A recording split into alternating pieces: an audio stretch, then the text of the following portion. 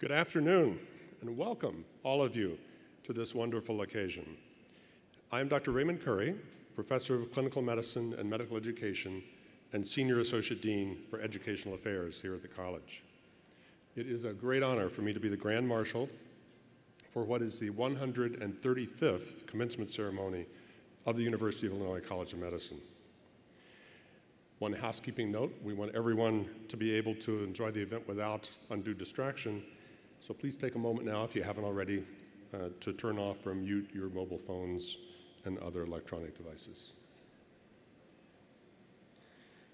So this year, the University of Illinois College of Medicine graduates 360 students in all its programs. This includes 310 Doctor of Medicine graduates, one of the largest graduating medical school classes in the United States.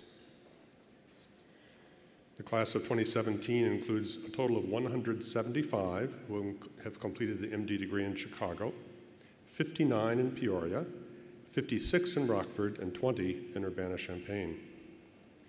This medical class has distinguished itself in many ways: their academic success, their compassionate care of patients, their community service, and the excellence of the residencies to which they will soon embark.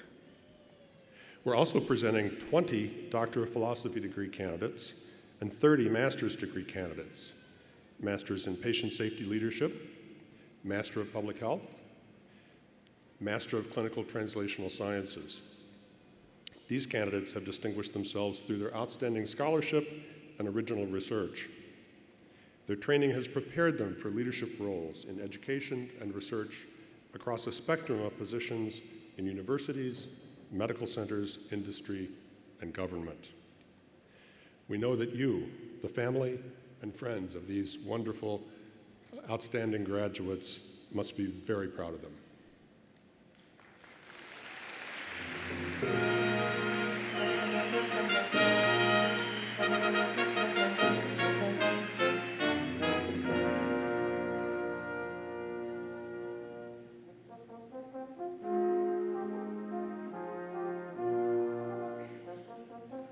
I'm now pleased to formally open the 135th commencement ceremony of the University of Illinois College of Medicine. College of Medicine Executive Dean, Dr. Dimitri Azar, please escort to the platform the officers of the university and our other distinguished guests. University of Illinois Trustee, Ms. Jill Smart, the President of the University of Illinois, Dr. Timothy Killeen, the Chancellor of the University of Illinois at Chicago, Dr. Michael Emeritus, the Vice Chancellor for Health Affairs, Dr. Robert Barish, Vice Chancellor for Research, Dr. Mitra Dutta, Assistant Vice Chancellor, Health Sciences, Dr. Michelle Mariscalco, Dean of the Graduate College, Dr. Karen Colley, our distinguished commencement speaker, Dr. Pedro Joe Greer, our distinguished honorary degree recipient, the Honorable Miguel Angel Mancera Espinoza, a faculty Hooder and Golden Apple recipient, Dr. Anya Gangopadhyay, Dean's Award for Excellence in Healthcare Leadership recipient and Associate Dean for Clinical Affairs, Executive Director of the Medical Service Plan, Dr. Patrick Tramner. Faculty of the Year Award recipient, Dr. Mark Rosnick. Golden Apple Award recipient, Dr. Maurice Pescatelli. Golden Apple Award recipient, Dr. Prasad Kantiti. Secretary of the Board of Trustees and University, Deidre Williams. Chief Executive Officer for the University of Illinois Hospital and Dean's Award for Leadership for Excellence in Healthcare Leadership recipient, Dr. Avijit Ghosh, will now please lead the representatives from our affiliates and alumni to the platform. Chief Medical Officer of the University of Illinois Hospital and Health System, Dr. Bernard Bud Pagan. The Chair of the Medical Alumni Council, Dr. Javette Orgain.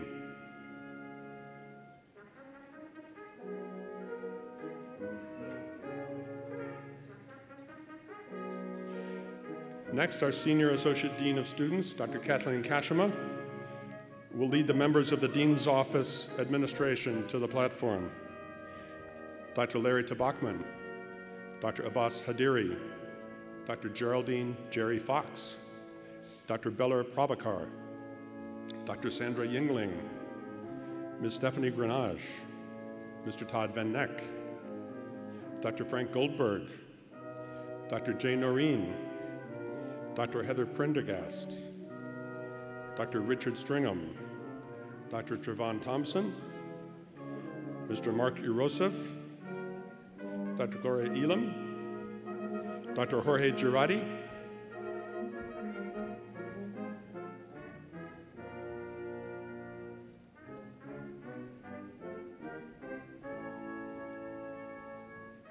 and next, Dr. David Schwartz, head of the Department of Anesthesiology. Please lead the College of Medicine department heads and center directors or their representatives that are here today. Following Dr. Schwartz, Dr. Anna Lisakowski, representing Anatomy and Cell Biology. Dr. Angela Tyner, representing Biochemistry and Molecular Genetics. Dr. Thomas Royston, Bioengineering. Dr. Maria Tsukas, Dermatology. Dr. Terry Vandenhoek, Emergency Medicine. Dr. Mamuna Hasnain, representing Family Medicine. Dr. Ara Tekian, representing Medical Education. Dr. George Kondos, representing Medicine. Dr. Nancy Freitag, representing the Department of Microbiology. Dr. Jeffrey Loeb, Neurology and Rehabilitation Medicine. Dr. Fadi Charbel, Neurosurgery. Dr. Mary Stevenson, Obstetrics and Gynecology.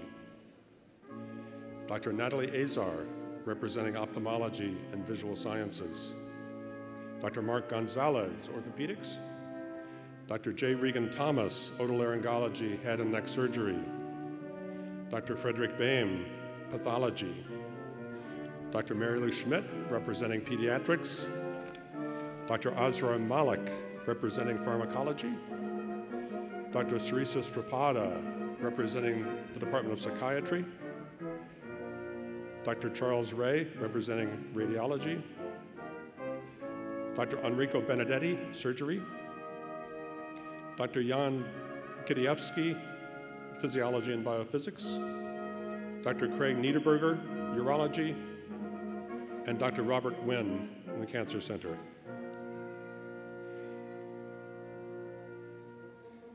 Now, Dr. William Walden, Associate Dean for Faculty Affairs, please lead the College of Medicine faculty.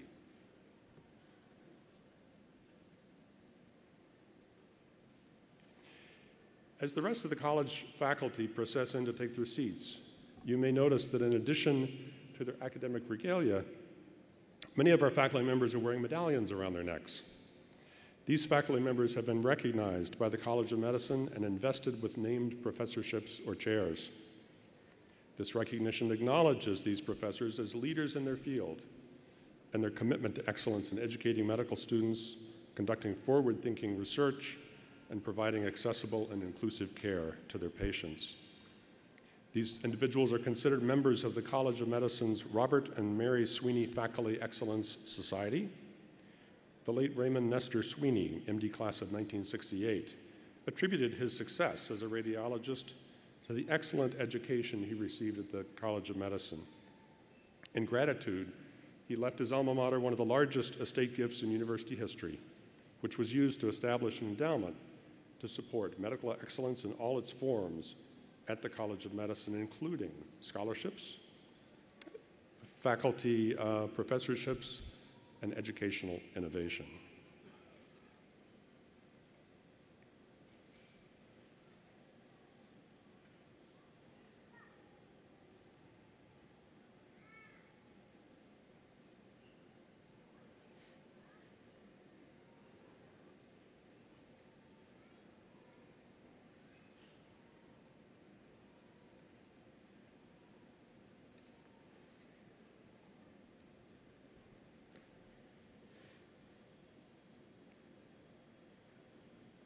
We're so pleased to have so many faculty here today.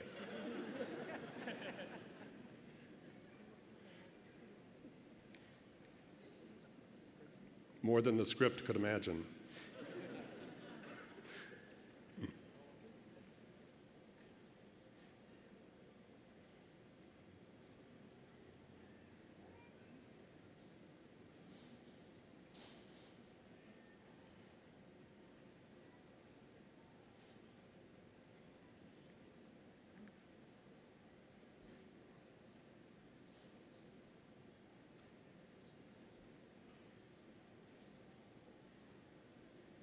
And now, I am especially pleased to present the University of Illinois College of Medicine candidates from the class of 2017. Would all the candidates, all degree programs, please rise?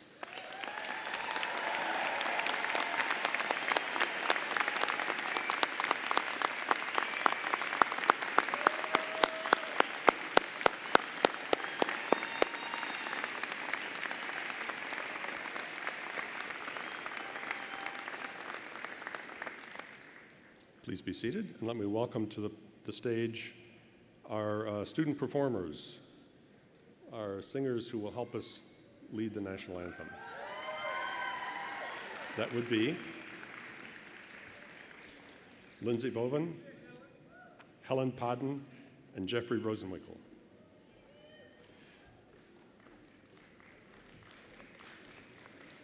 Would everyone please stand and join in the singing of the national anthem, led by our student vocalists.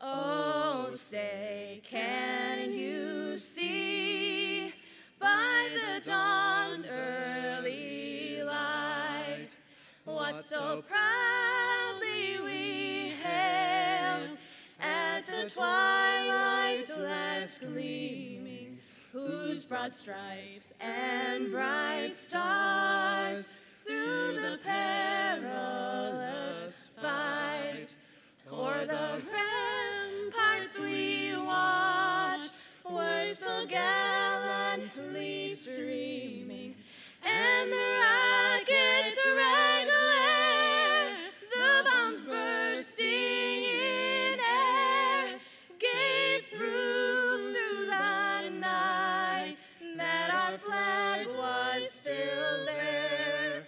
Oh, say does that star-spangled banner yet wave for the land of the free and the home of the brave?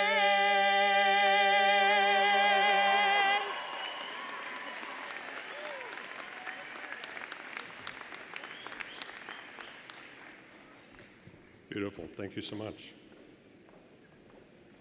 Would everyone please be seated? Thank you. It's now my pleasure to introduce the University of Illinois' trustee, Jill Smart, an alumnus of the University of Illinois at Urbana-Champaign. Trustee Smart earned her Bachelor of Arts in Business Administration. She then earned her Master of Arts in Business Administration from the University of Chicago. Trustee Smart has had a distinguished career in human resources and management, which includes being named as one of Chicago's 100 most influential women by Crain Chicago Business. An active member of the University of Illinois community for many years, Trustee Smart has served the Alumni Association, the Council of Business, the College of Business Deans Business Council, and the Illinois Business Consulting Board. Trustee Smart, please come to the podium.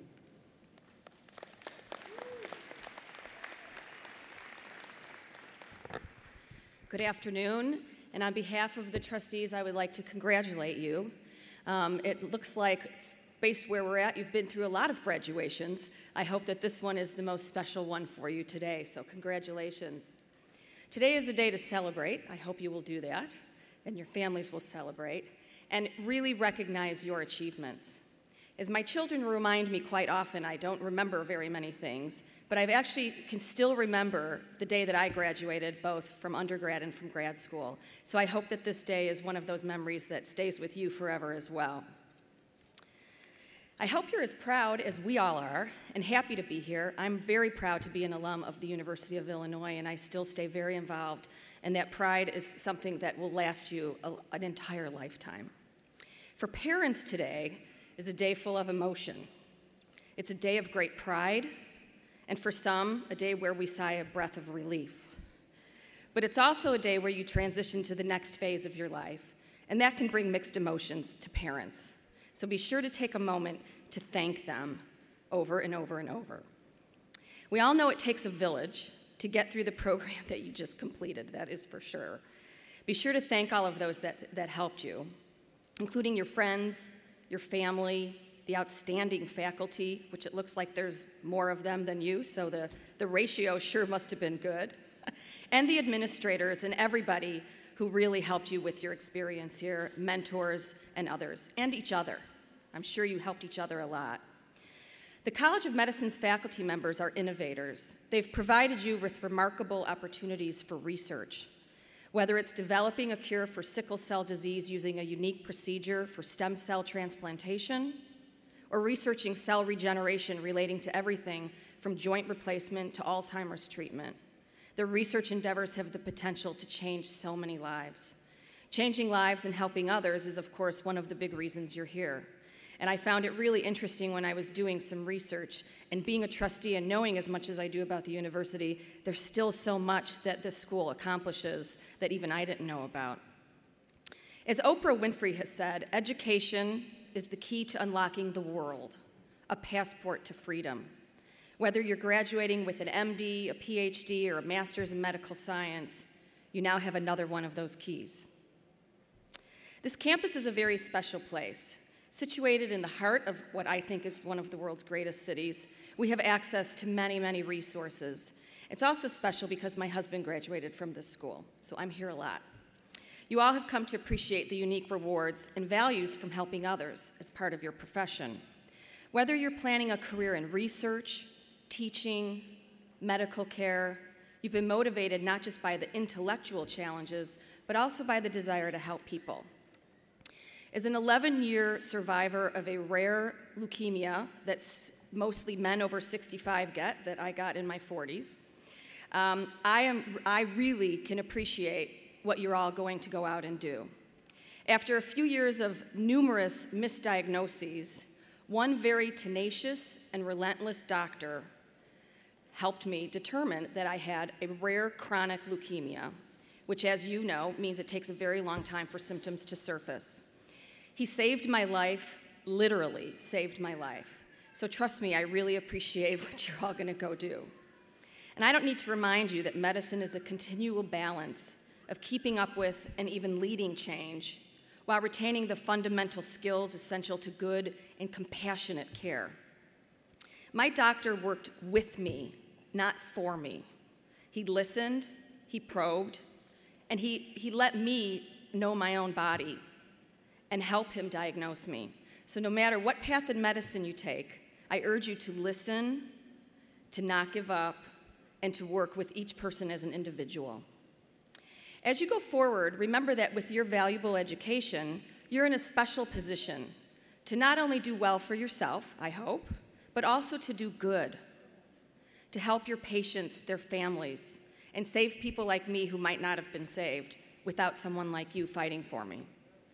You're a member of a very special cohort, a group of highly accomplished graduates who go on to make a difference no matter where you go. A CEO that I worked for many years literally spoke to hundreds of thousands of our employees. And over the years, I heard him say one thing over and over again. In order to be successful in life, you need the 3 C's: confidence, competence, and caring. You should be confident because of what you've accomplished here at U of I. You've gained the competence through the education. And I hope by being here, you've also learned the caring part about each other, our university, and the world. Today, you will soon join one of the largest alumni associations in the world, alums who lead by example with ingenuity, integrity, compassion, hard work, and our strong working values. And while your experience right here at U of I is ending, you're beginning your role as an ambassador for your soon-to-be alma mater. an example of what life-changing an education can be.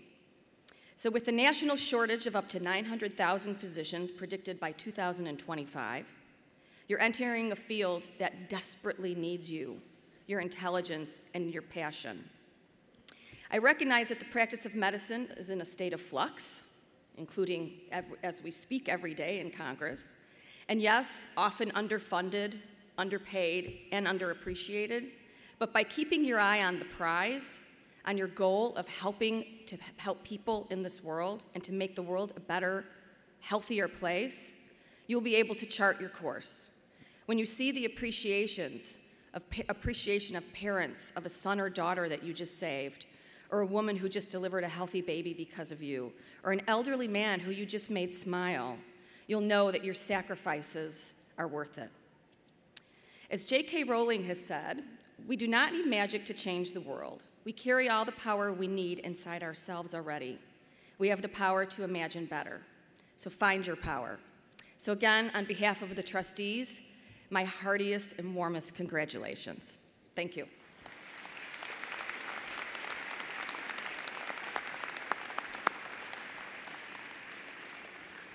Thank you, Trustee Smart. Now it's my privilege to introduce the 20th president of the University of Illinois, Dr. Tim Killeen. When he took office nearly 2 years ago, Dr. Killeen brought more than 3 decades of experience as a teacher, researcher, and administrator in public higher education and in top leadership positions with national scientific research agencies. Dr. Killeen is committed to continuing the University of Illinois system's rise as a global leader through academic programs that transform students' lives and pioneering innovation that drives progress and economic growth. Please join me in welcoming the President of the University of Illinois, Dr. Tim Killeen.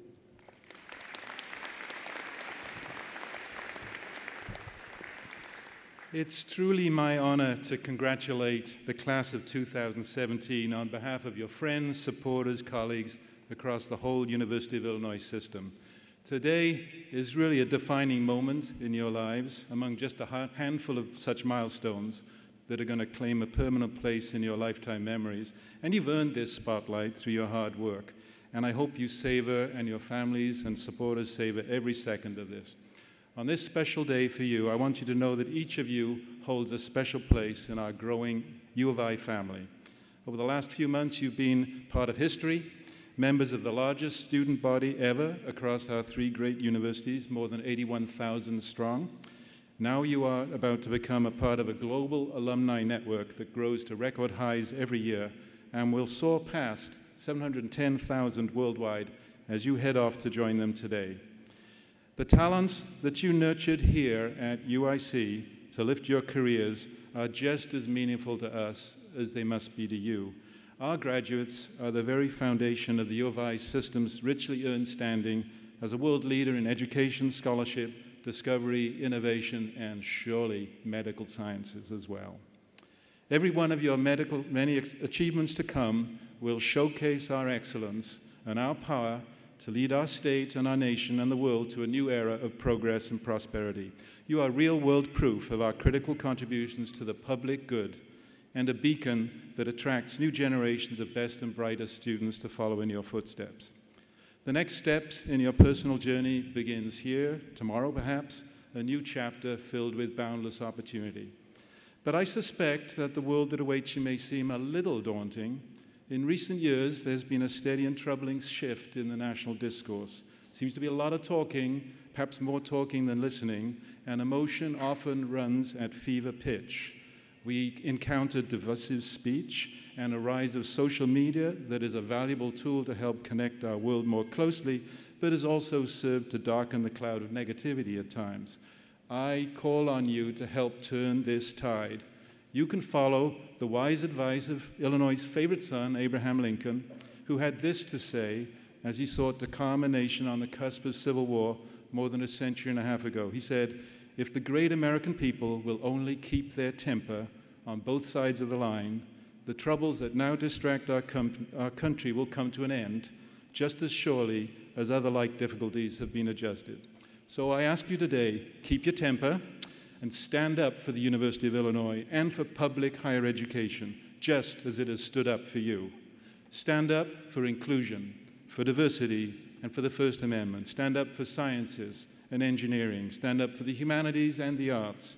Stand up for the social sciences and for the development of new knowledge through deep, penetrating, and refreshing research, scholarship, new knowledge creation, and creative work. And stand up for the wonderful land-grant mission that has now nurtured your intellectual life so successfully. With all this, you can help lead the way to a future through the same dedication and hard work that brought you here today. But please keep it up.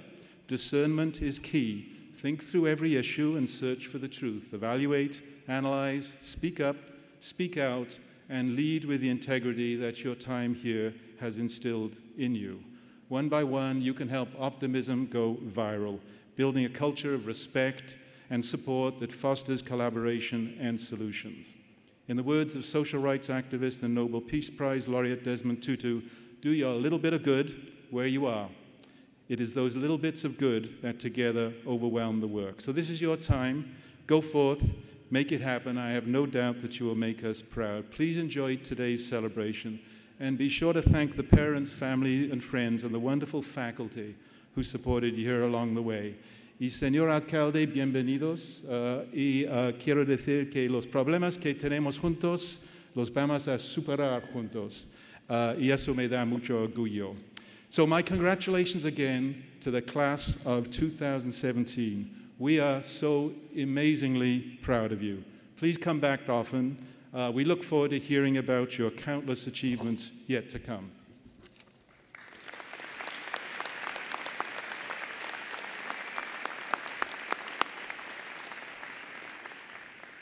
Thank you so much, President Kleen.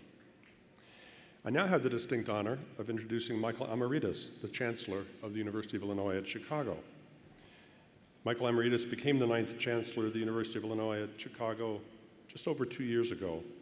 His priorities for the university include a strengthened focus on our student experience, a stronger engagement with Chicago's business community and nonprofit organizations, greater efforts to showcase UIC's research portfolio, and the development of a new, more entrepreneurial operating model for the university. These priorities are now part of UIC's strategic plan, and we're very pleased that Dr. Amaritis is moving them forward.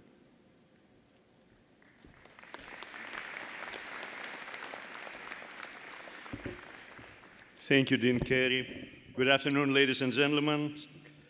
Buenos dias and bienvenidos, Your Excellency, Mayor Mancera. Welcome all to the University of Illinois at Chicago Spring Commencement Ceremonies. And I say ceremonies in the plural. I know you are interested about this ceremony, but we have 14 of them within a period of 72 hours. So if you see me quietly disappearing halfway through, it's because we have to start another one. We have a great class from the College of Medicine, a great class of 2017 to introduce to you today. But you know, watching you so far, I have started doubting that this is the case. You see, I expect that family and friends, if we have such a great class, they would clap more loudly, they would cheer more loudly, they will shout more loudly.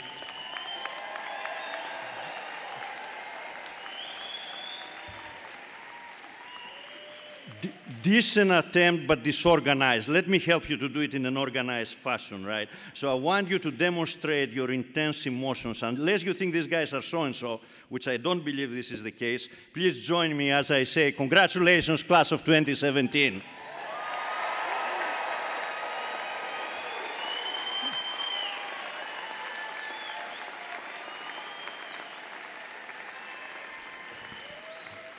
Right. Dean Azar, this starts looking more and more like a celebration now. I would like to thank the families. I would like to thank the mothers, the fathers, the siblings, grandparents, spouses, children, aunts, uncles, nieces, your neighbors, your friends, everybody who is here today. I want to thank you for being here to celebrate with our students, and I want to thank you for the support, more importantly, the support that you have shown to our students over their journey, during their journey here at the University of Illinois at Chicago. And of course, I want to thank your professors. I want to thank your mentors, your advisors, not only the faculty, but also the staff of the College of Medicine, the people who sit right behind you and the people who sit behind me, the ones who pushed you when it seemed that you couldn't take one more step and then help you stand up and face the challenges. Let's recognize them all together. A big thank you to the faculty and the staff.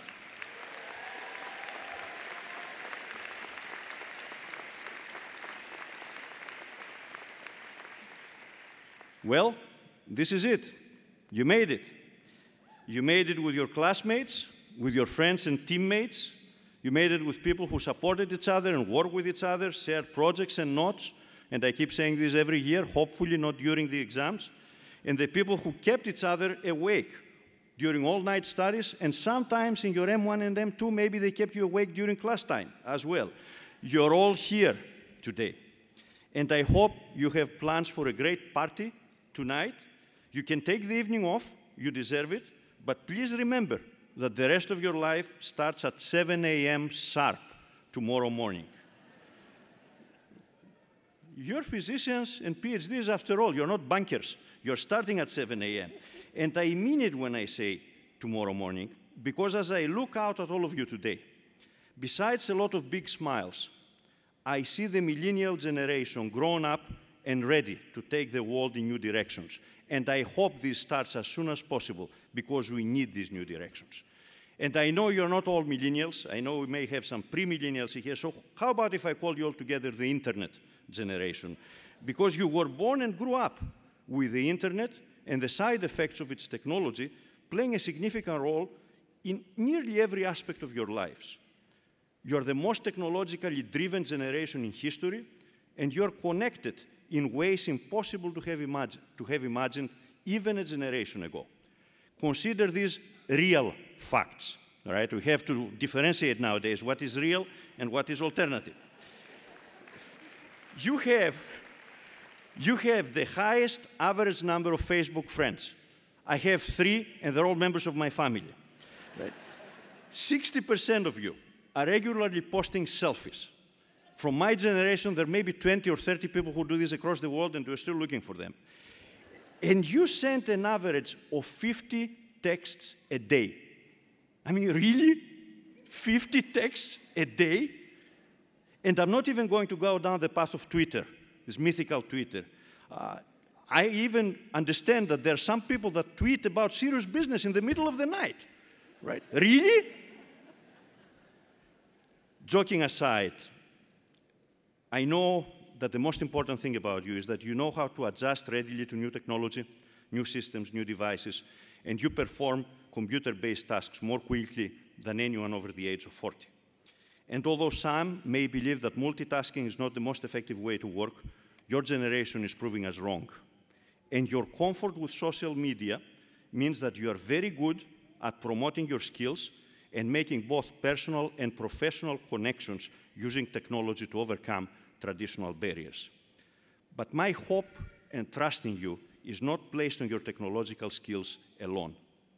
More importantly, I believe that you are the most optimistic generation that we have seen in the last decades. You see a world of possibilities, and you are not stuck on labels. In fact, 50% of millennials in this country consider themselves politically unaffiliated, not apolitical, but politically unaffiliated, which means that you are open-minded and you want to consider a wider range of ideas beyond political labels. You have a healthy skepticism, and you are not afraid to ask questions.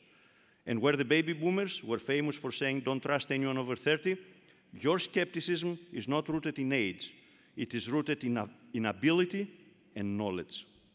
By the way, 20% of millennials in this country have at least one immigrant in their immediate family. And we're not talking about Chicago. Multiply this by 3 or 4 to figure out Chicago.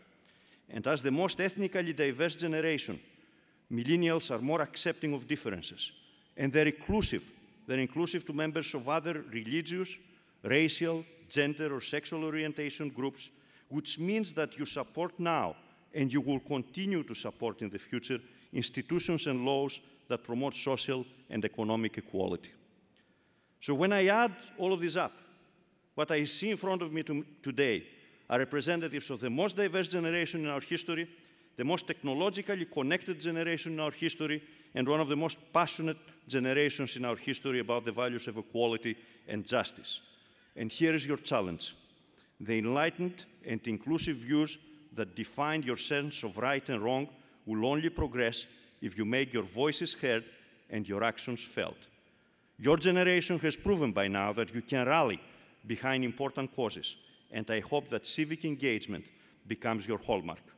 And civic engagement, by the way, does not end and begin at the polls every 2 or 4 years. Civic engagement means working to make a difference in the life of our community. Civic engagement means promoting the quality of life through both political and non-political processes. It means building, revitalizing, and investing in communities. It means listening to all voices and frequently speaking for those who may have been silenced in the political process.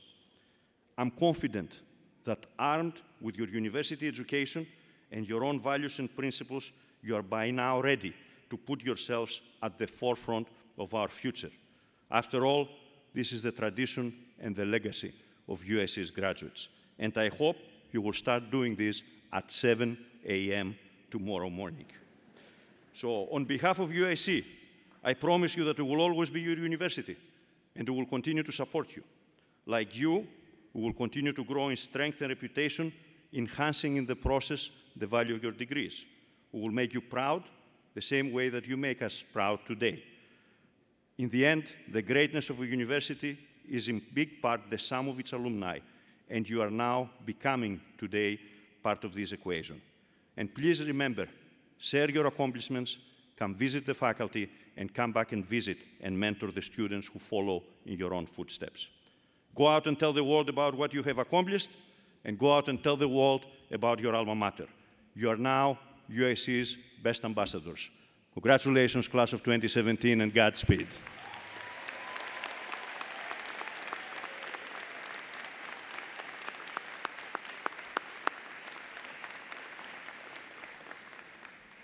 Thank you very much, Chancellor Emeritus. We are also, we're now pleasantly surprised to welcome Dr. Robert Barish to the podium. He will explain that comment further when he gets up here to deliver his welcome. Dr. Barish oversees the University of Illinois Hospital and Health Sciences System, UI Health, which provides comprehensive care, education, and research to the people of Illinois and beyond. Prior to Dr. Barish's arrival last year, he served as Chancellor of the LSU Health Sciences Center at Shreveport from 2009 to 2015, where he provided leadership for the schools of medicine, allied health, and graduate programs, a major academic medical center, and 2 affiliated hospitals. Prior to that, he spent 24 years at the University of Maryland School of Medicine as Chief of Emergency Medicine and was named Associate Dean for Clinical Affairs in 1998 and Vice Dean for Clinical Affairs in 2005. A former lieutenant colonel and flight surgeon in the Maryland Air National Guard, Dr. Barish was among a select group invited to become a NASA astronaut candidate in the early 1990s. He completed his internal medicine residency at New York St. Vincent Hospital and Medical Center and an emergency medicine residency at Georgetown University Medical Center. He's a member of Alpha Omega Alpha Honor Society, the American College of Emergency Physicians, and the American Academy of Emergency Medicine. Please join me in welcoming the Vice Chancellor for Health Affairs, Dr. Robert Barish.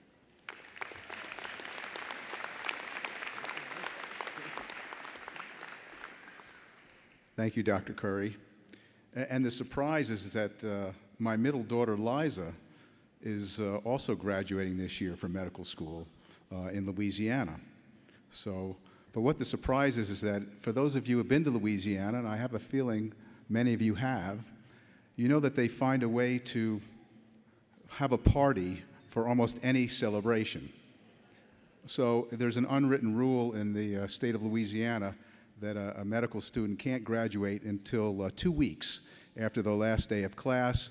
And so she's right now, I think, partying in Louisiana, and I'll be celebrating her graduation in about 2 weeks. So thank you.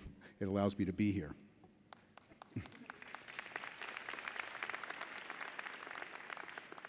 So welcome, graduates. Well done.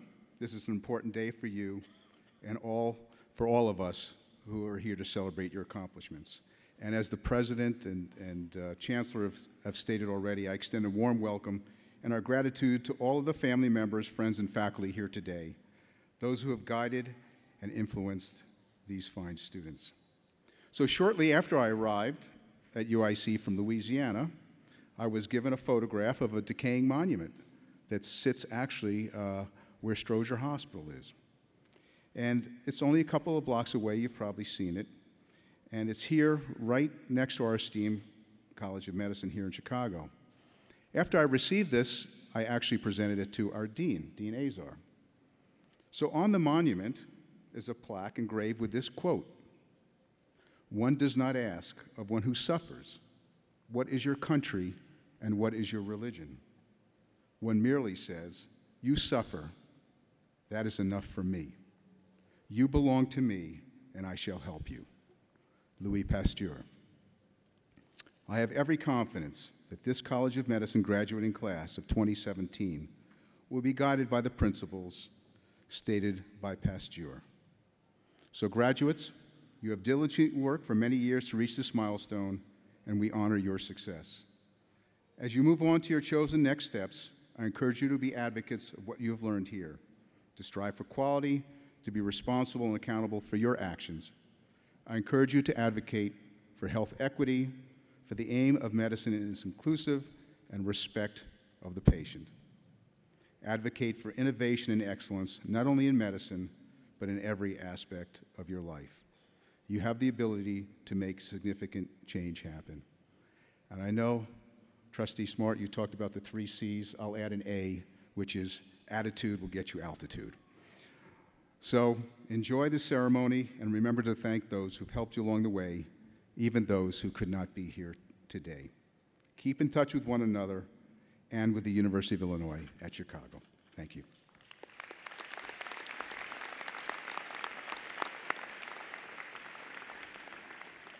Thank you, Dr. Barish. I'm now pleased to present the Dean of the College of Medicine, Dr. Dmitry Azar, to deliver his welcome. Dean Azar holds the B.A. Field Chair in Ophthalmologic Research and is a distinguished professor of ophthalmology, bioengineering, and pharmacology. Dr. Azar joined the University of Illinois at Chicago in 2006 as the chair of the Department of Ophthalmology and Visual Sciences. He earned an executive MBA with high honors from the University of Chicago.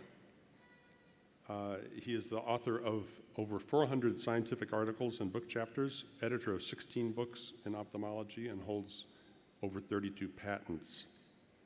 He is a perennially, named perennially as one of the best doctors in America and one of Castle Connolly regional top doctors in America since 1994. A leader in basic science and clinically related vision research, making clinical contributions to the treatment of corneal diseases and to advances in refractive surgery through mathematical analyses and the applications of advanced optics, for which he has received the prestigious Barquer and Castroviejo Awards. He has also received from the University Scholar Award in 2009 and was named a UIC Distinguished Professor in 2012. As Dean of the College of Medicine for the past 6 years, Dr. Azar has transformed the college to become a leader in education, research, and clinical care. In education, beginning this fall, there will be a new medical curriculum that will implement active learning and curricular innovations in modernized physical learning spaces, which he spearheaded. With regard to research, the college now ranks in the top 1/3 nationally among medical schools in total NIH research funding and accounts for more than 50% of UIC's total NIH expenditures. The college, in close collaboration with our UI hospital and clinical partners, has made significant strides to implement a value-based growth strategy for clinical service excellence focused on delivering high-quality and low-cost health care.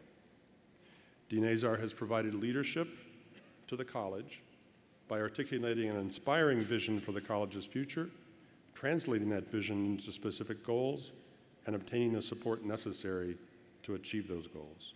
Please join me in welcoming Dean Azar to the podium.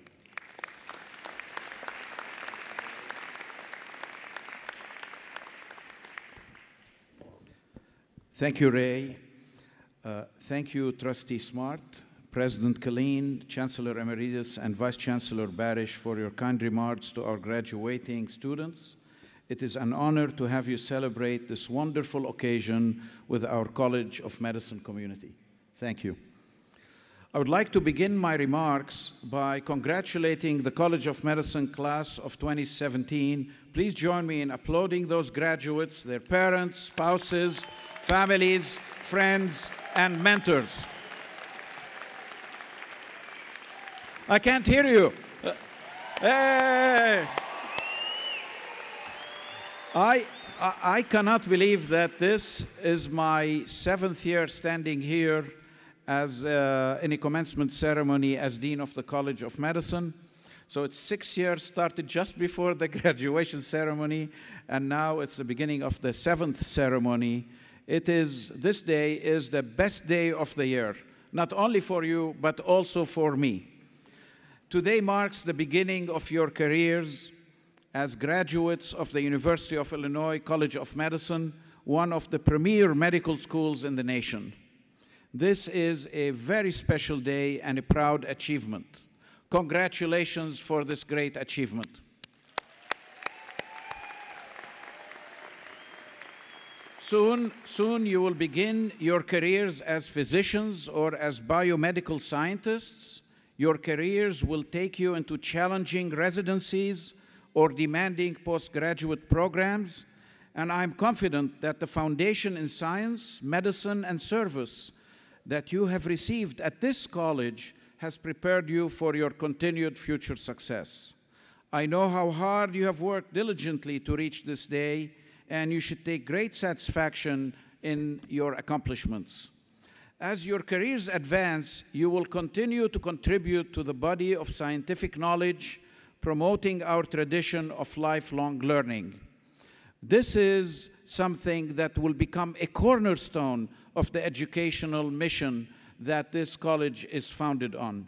Not only will you excel in your chosen field of specialization, but you will also assume leadership positions and take great pleasure in mastering new skills, applying novel ideas, and solving complex clinical and research problems.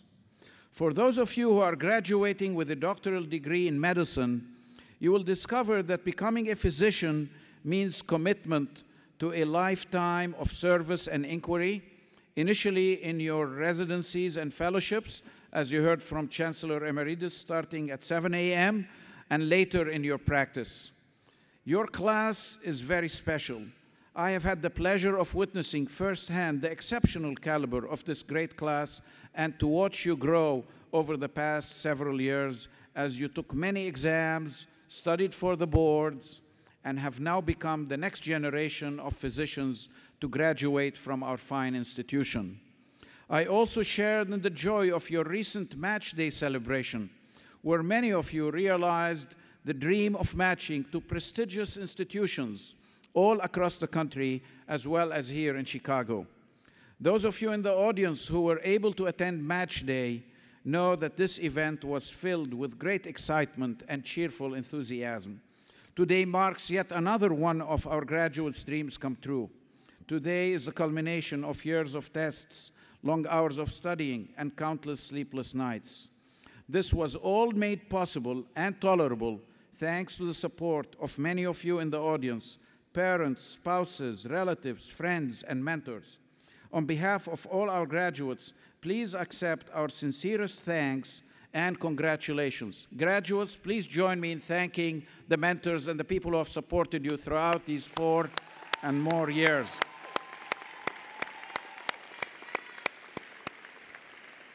To the graduating class, I conclude by saying, when I'm asked about what is medicine, many of you have heard me say it can be summarized in 2 words: delayed gratification. Finally, today is the day of the gratification with a big G. I also say you represent the finest examples of the college's mission to enhance the health of those in our care, providing outstanding service and evidence-based medicine, though challenging at times, will remain one of your greatest rewards as physicians. It is my sincere hope that you will forever apply what you have experienced as students at the College of Medicine. Passion in your pursuits, compassion and dedicated service to your patients, and excellence in every aspect of your lives. Congratulations and best wishes for your continued success.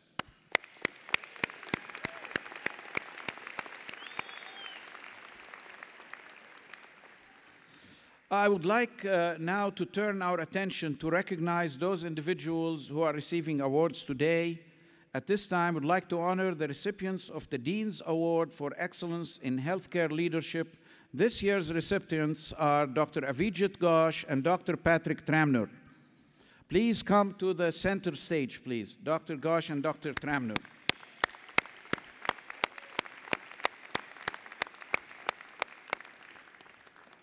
Dr. Ghosh, first, a few words about you. Dr. Ghosh was selected for this honor in recognition of his exceptional accomplishments as a leader in healthcare. He is the CEO of the UIC hospital.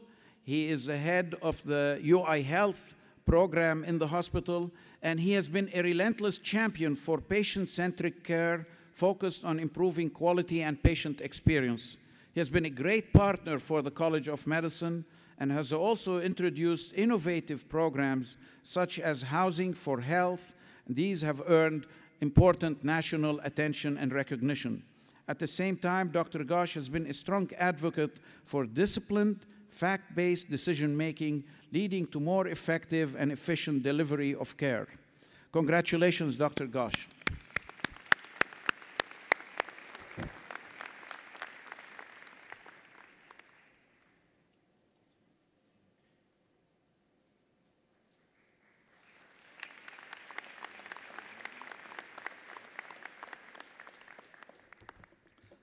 Dr. Tramner, want to come closer? Dr. Tramner was selected for this honor in recognition of his expert leadership in the college's medical service plan. Dr. Tramner has been at UIC for over 32 years and has served in such roles as Department Head of Family Medicine, Associate Dean for Clinical Affairs, and Head of the Physician Group. He also serves as Principal Investigator for the Midwest AIDS Training and Education Center and maintains an active clinical practice in family medicine at University Village at our university. Congratulations, Dr. Tramner.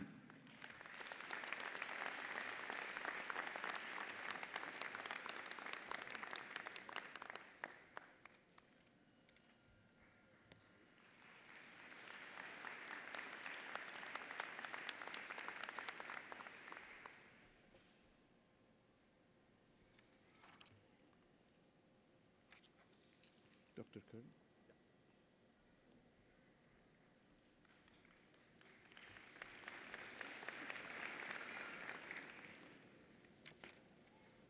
Our next award presentation is the Faculty of the Year Award. But before making the presentation, I would ask the past recipients of the Faculty of the Year Award and also the Distinguished Faculty Award that may be in the audience to stand and be recognized.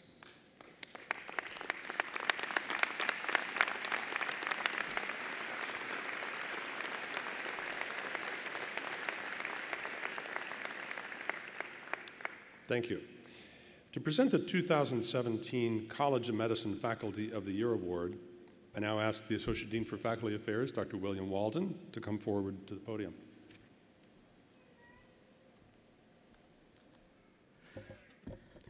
I would now like to invite Dr. Mark Resnick to come forward to the center stage. I have the distinct honor to present Dr. Resnick with the 2017 College of Medicine Faculty of the Year Award.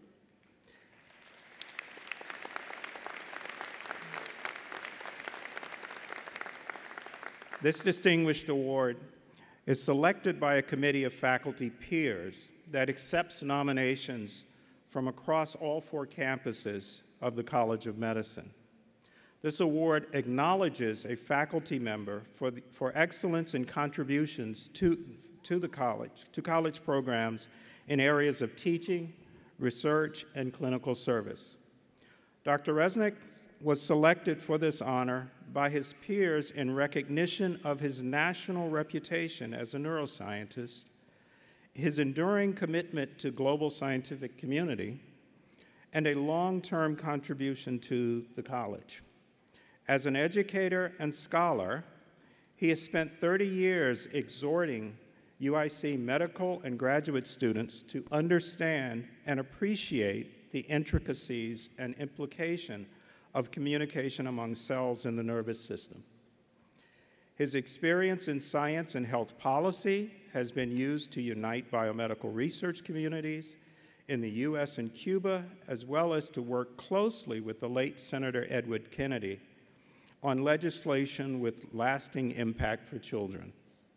Finally, Dr. Resnick's 3 decades of investigation on neurotransmitter signal transduction has evolved into novel strategies to diagnose and personalize treatment for depression. I am delighted to present Dr. Resnick with this plaque on behalf of the college. Dean Azar, please come forward to the center stage to present Dr. Resnick with the award for Faculty of the Year on behalf of the College of Medicine. Congratulations.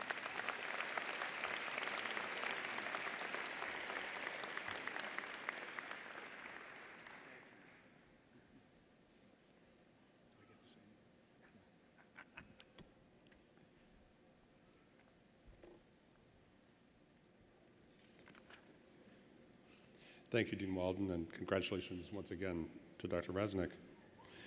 Now I'd like to ask Senior Associate Dean of Students, Dr. Kathleen Kashima, to come forward to recognize the class of 2017 Golden Apple recipients and to present the William J. Grove Outstanding Student Award. Thank you, Dean Curry.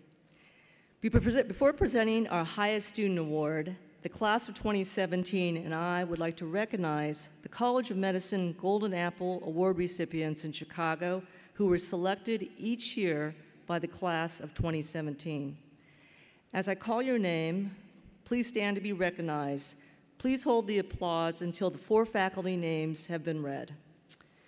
M1, first-year recipient, Dr. Maurice Pescacelli, Department of Anatomy and Cell Biology. M2 recipient, Dr. Prasad Kantetti, Department of Pharmacology. M3 recipient, Dr. Richard Stringham, Department of Family Medicine.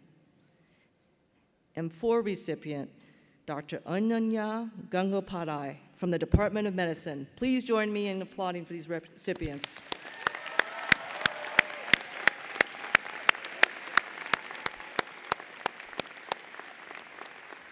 Thank you. Now I'm very pleased to present the William J. Grove Outstanding Student Award for 2017.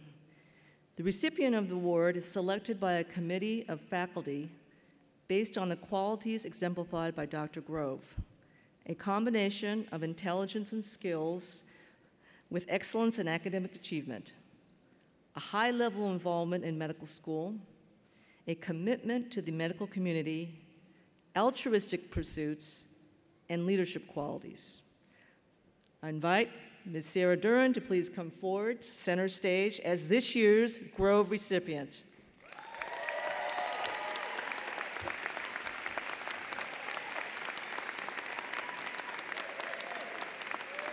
Sarah has distinguished herself as an outstanding student inside and outside of the classroom. She achieved 2 of our highest academic honors, Alpha Omega Alpha Honor Society and graduation with honors. In addition, Sarah is one of our most respected as well as popular student leaders, having been elected as a member of the class of 2017 board. Please join me in congratulating Sarah Duran. Dean Azar, please come forward to present Ms. Duran with the Grove Award.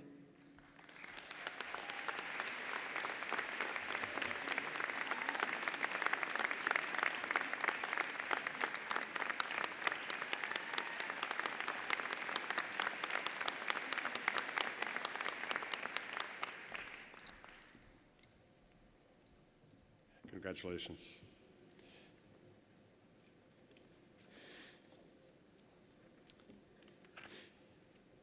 I would now like to ask the Dean of the College of Medicine, Dr. Dimitri Azar, to return once more to the podium to introduce today's commencement speaker.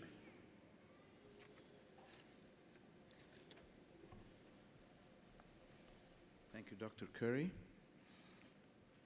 It's my pleasure to introduce a very distinguished physician and leader in medicine, Dr. Pedro Joe Greer.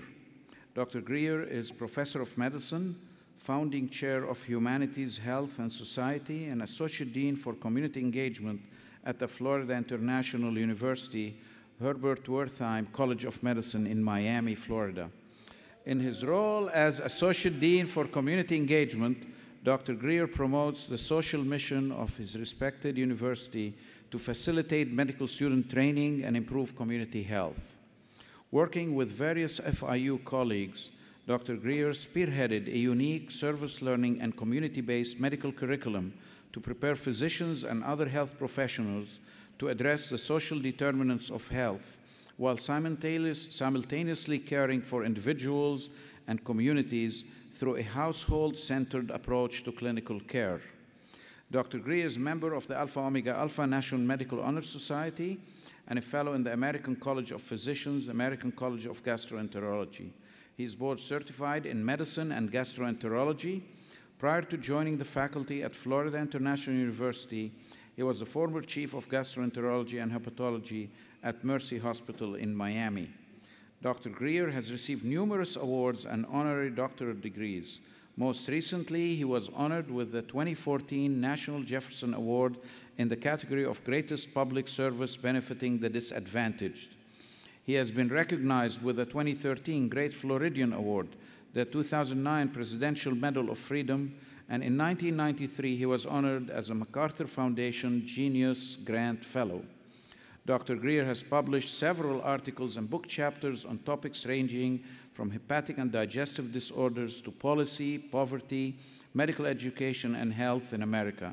He wrote Waking Up in America, a book about his life experiences, including providing care to homeless individuals under bridges in Miami, and career highlights such as advising Presidents Bush Sr. and Clinton on healthcare. Please join me in welcoming Dr. Greer.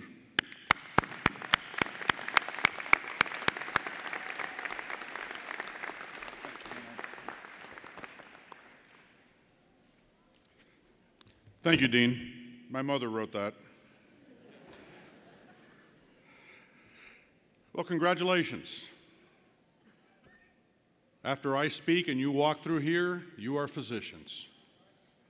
And by Webster's definition, it means you are qualified to practice medicine after you finish your residency program. I added that part. So how has medicine changed in the last 150 years? Do you realize that towards the end of the 19th century was the first time that doctors wore white coats? Prior to that, they were black coats. Not because it was solemn like a priest or a rabbi, because basically we were practicing black magic. We offered no sciences, and we were the last stop before death. At the turn of the 19th to the 20th century, we started wearing white coats as science was illuminated by people like Lister and the Fleckner report that came out in 1909. And today we realize that white coats are wonderful petri dishes. That perhaps that's the best thing to wear when you're on the wards. So medicine, through its garb, is going through another change. Do you realize that for about the last 10 years in this country, for the first time in the history of this country, your zip code, not your genetic code, is more important in predicting your morbidity, your mortality, and your suffering in the United States of America?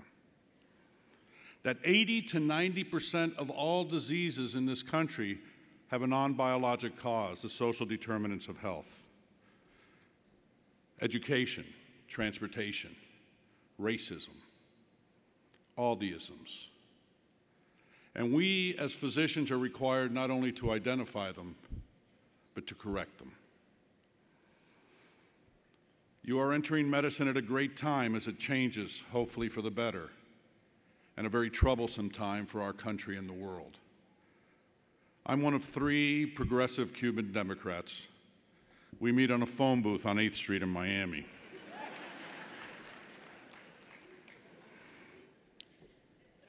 You guys can make this world better, and I'm going to say something I never thought in my life I would say. God, I miss Richard Nixon.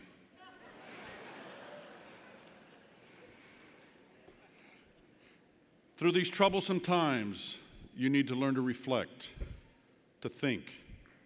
Put down your iPads, put down your iPhone, put down your laptops. Put on some music. Think about your day. Reflect on yourself. Reflect on your life. Reflect on those that you have had interactions with that you are serving. Try and define yourself and your mission. Write down on a piece of paper why you wanted to be a physician or a scientist. And when you get frustrated, pull out that little piece of paper and read it again and refresh yourself. For this is the reason why I am doing this. Personally, I'm Cubish. That's Cuban Irish. That means I'm from one small, poor, corrupt Catholic island to another. I am a father. More importantly, I am a husband. I am a physician, and as such, I am a servant. I grew up in very interesting times in the 1960s and the 1970s, where xenophobia, racism, anti-Semitism, all the isms were just everywhere, and growing down in the South when Miami was just a small little southern town. I remember the first time somebody called me a spick. I had no idea what the hell that was. I thought it meant spick and span. Damn, they think I'm clean. My mother explained to me I was wrong. But instead of being angry at that person, they needed to be educated. They needed to be educated because those of us that are in this country have to learn to take the high road, particularly if you're going to be a physician and you're taking an oath. I remember when the Ku Klux Klan burned a cross at my high school because we were the first ones to desegregate. Now try coming home to an immigrant Cuban family and explaining Ku Klux Klan, which nobody in my family could pronounce, Ku Klux Klan, and how much a burning cross scares the hell out of anybody going to an all-boys Catholic school. And then I went to play football at the University of Florida. Go Gators. The second year they had desegregated the Southeastern Conference. The second year that blacks and whites were allowed to play together. The dorms were segregated. My name was Pedro Jose Greer. They figured I was black because Greer's a very common Southern black name. Pedro Jose, they couldn't figure out what the hell that was, and they just let it go. And when I got there, my roommate, who happened to be the largest human being ever from the state of Georgia, Charlie Horse Johnson, looked down at me and said, "Shoot."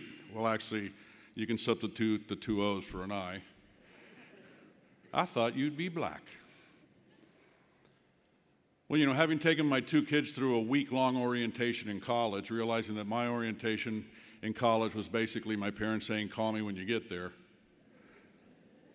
I looked up at him, realizing that 5 of my steps were one of his, and I said, "It's worse than you think." I said, "I'm Cuban." I said, "We look like them, but we dance like you." And I learned my 2 most important lessons at the age of 18. If they're really big, become their friend. It's self-survival. The second thing was, if we look for what we have in common and not what makes us different, there's nothing in the world that can stop us when we work together.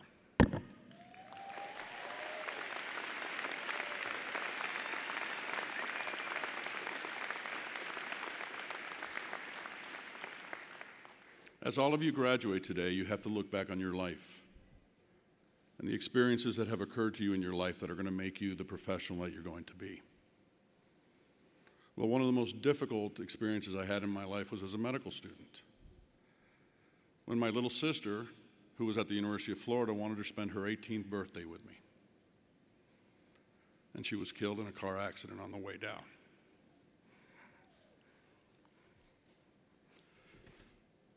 Being of an immigrant family, it's always, excuse me, it's always difficult being the only male. because you're the one responsible for your sisters. How can that happen? How can God do that? There I am, wanting to study medicine, wanting to save the world. But it was one of the most important lessons I ever learned. Since my parents were devastated, I had to handle the entire funeral and the eulogy. But when we went to bury her, there was a busload of elderly. My little sister used to volunteer with them all the time. They came to repay their respects. But most importantly, it taught me how a family member feels when I tell them and the person next to them that the person next to them has a terminal illness.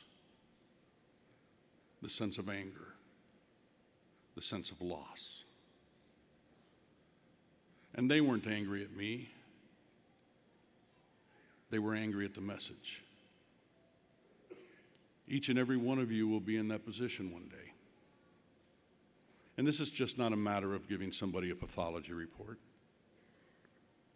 or an imaging report. This is understanding emotions.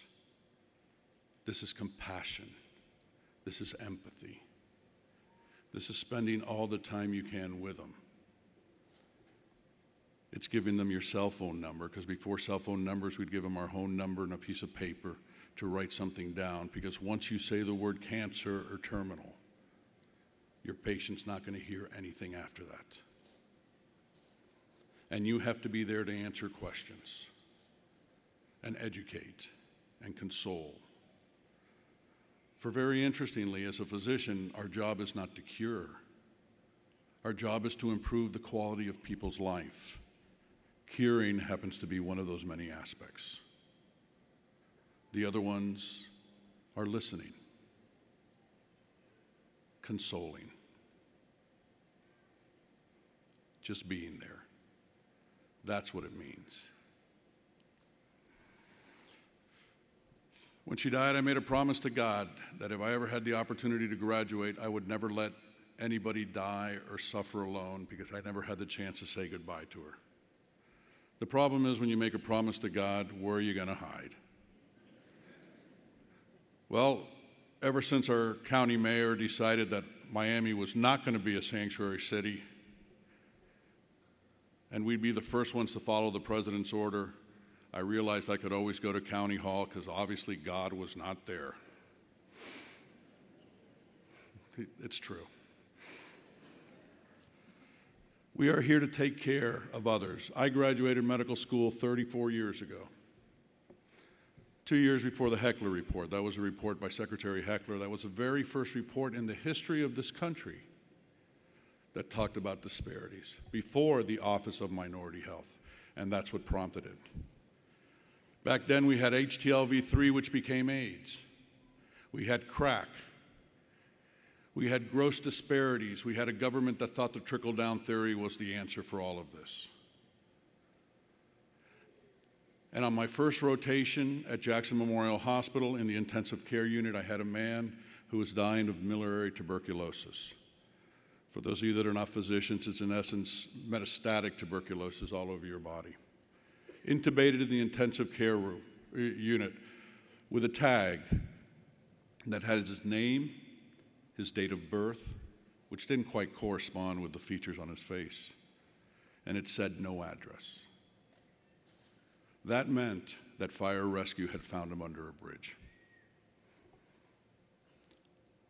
In hopes and an attempt to try and find this man's family, I visited the 3 shelters, that's all we had in Miami during this epidemic, for the homeless.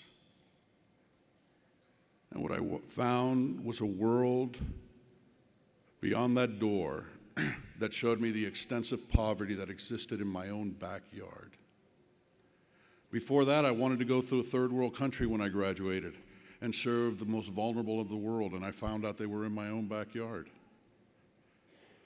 Do you realize that in certain sections of Miami, with a distance of 0.9 miles over town to Brickell Key, the difference in survival is 12 years?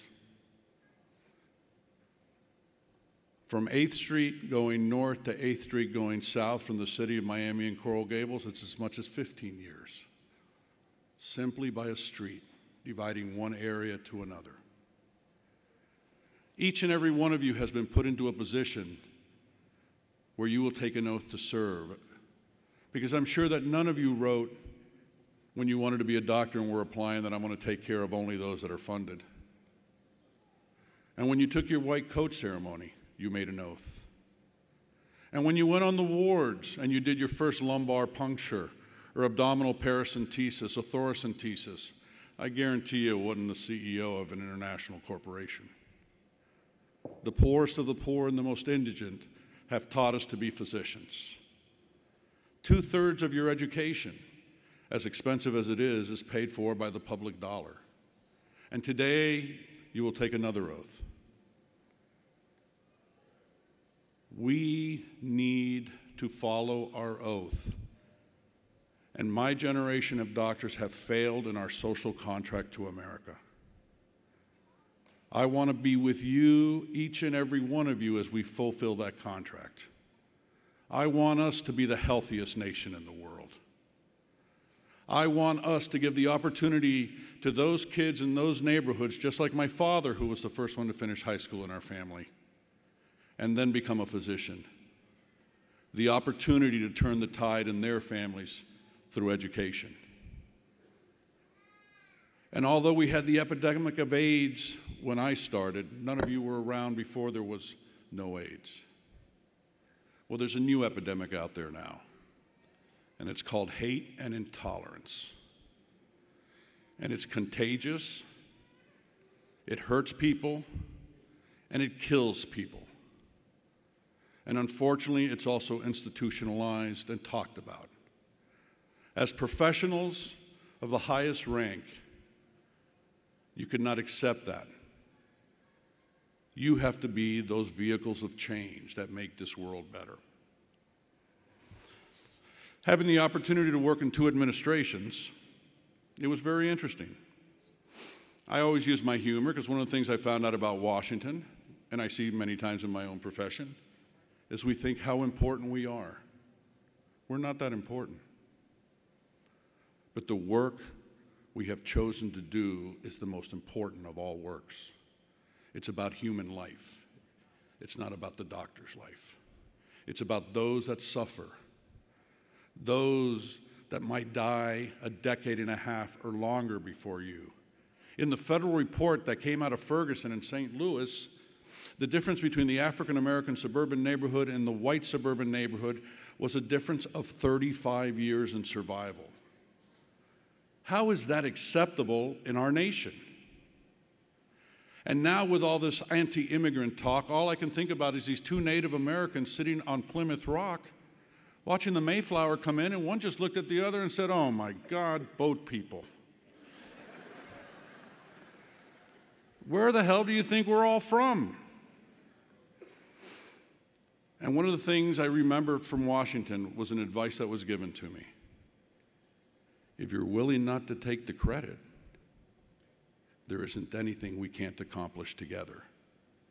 And collectively, all the minds, the intellect, and the passion that sit there in front of me, I cannot see any problem that you cannot resolve, any dilemma that can't be resolved, any life that cannot be saved. Practice humility. If you've lost it, find it. But be a duck.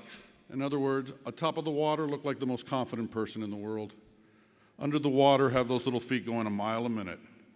That's a human life you're taking care of. Remember the greatest teachers you've ever had.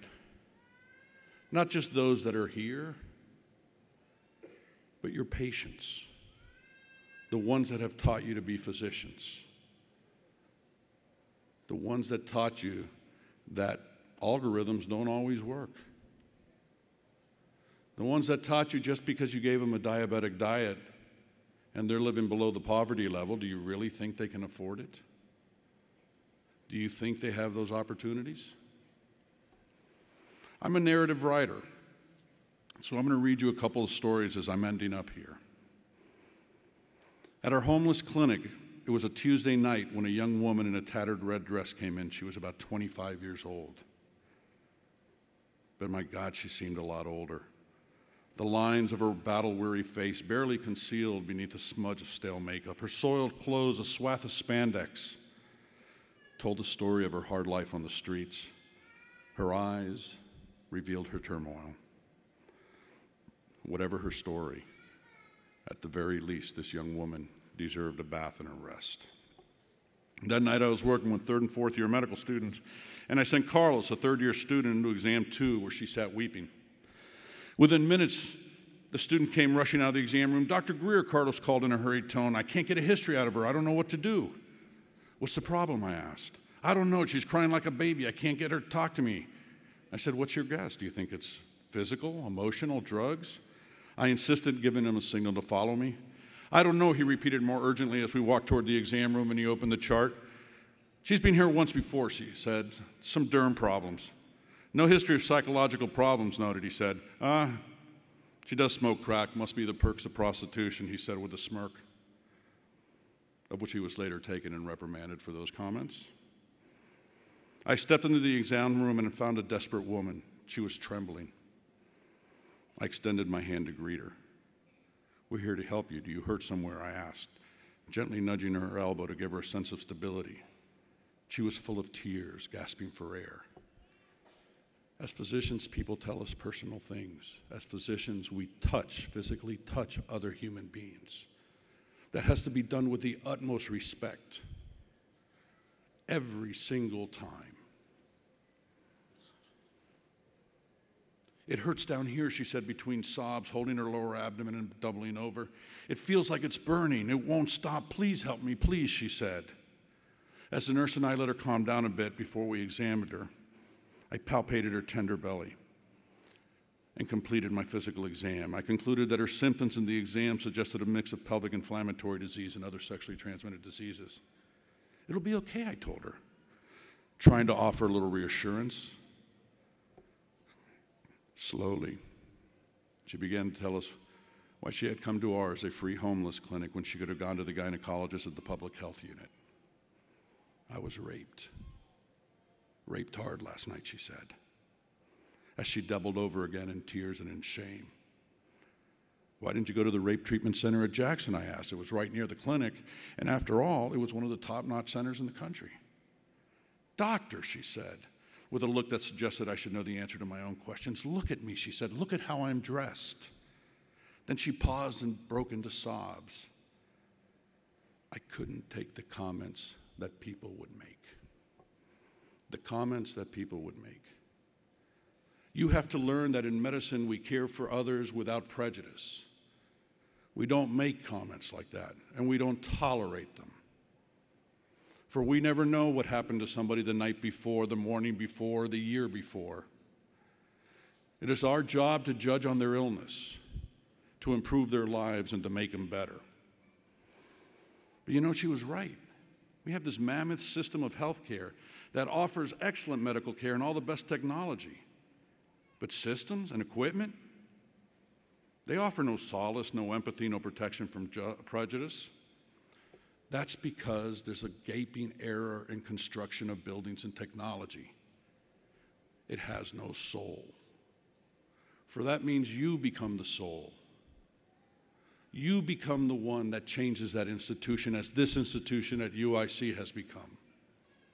You are the ones that are going to be the leaders. You're going to be chiefs, you're going to be chairs, you'll be deans, you'll be whatever. You're going to be a physician, you'll be a scientist. You will have people working for you.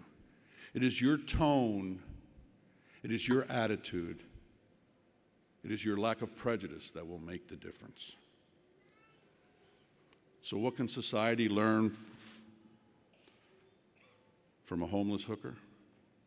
I learned more from her than I did from Nobel Prize laureates. Maybe it was because I didn't understand a word they were telling me, but that's another story. But that's what we do. Listen to your patient. Listen to why they came to you. Don't be satisfied just because you made a diagnosis. One afternoon around lunchtime, I walked into the clinic with a sandwich. I greeted the patients in the waiting room, walked over to the pediatric area where I found a mother for 3 of her children. They told me they had come in from the Salvation Army shelter. Her youngest child caught my eyes. He was about 6 years old, a little boy with a sweet smile. I offered him my bag of lunch, which he graciously accepted. He took the sandwich out of the bag, unwrapped it, split it in half, and then took 2 bites. Put the 2 halves together, put them back in the bag, carefully folded the bag and put it back in his pocket. Why'd you do that? I asked him. Why would he do that? I can't imagine being a homeless child and a hungry homeless child. I can't even imagine this clinic that we had started that said homeless out there, identified him as homeless, and we labeled him, which I think was a horrible thing we did. Did you imagine being a homeless child? Do you imagine the frustrations of being that homeless mother? I have 2 children. If you put me in a room that's 8 by 10 with them on Friday, I guarantee you I'm the only one walking out on Monday morning. And these kids, one year we asked them for Christmas, what would you like? And you know what they told us? Socks and underwear. Nobody donates socks and underwear. And if you're going to do that, buy new ones, please. Nobody does that. Socrates taught us to question assumption. We live in our world that's a nice and comfortable world. My wife and I live in Coral Gables, what I refer to as the city for the financially gifted. If somebody brought a sandwich into my neighborhood and gave it to somebody, we'd hire a tester, or at least a canary, and if the canary was still sitting, we'd eat it. Why'd you do that? I asked that little boy. And his reply stunned me. It's for my brothers, he said. You see, he was hungry, but he knew his brothers were just as hungry. God has allowed me to study medicine, to explore the depths of disease and its treatment. He has given me brilliant professors and inspiring mentors. He's opened the tombs of healing and placed in my hands the most precise instruments of modern technology. And on any random afternoon, God has extended his most remarkable postgraduate opportunities. He's allowed me to find them in the emergency room, under a bridge, in the waiting room of a neighborhood clinic, and the wisdom and humanity of a homeless child. The goodness of that child has never left me. Every morning in my daily prayers, I pray that I could be that child, that I can go through life without judging and without being prejudiced if it's not part of my job. I'd like to end with this message. The world needs you. Don't ever lose your humility. You have been trained to improve the quality of life of people, their families, societies, nations, and the world. Be compassionate, be ethical, and be moral. Give care without prejudice. Try to be that 6-year-old child. Graduates of 2017, the world awaits you. The world awaits you because the world needs to be saved. Your journey begins today and continues at 7 o'clock tomorrow morning. Thank you.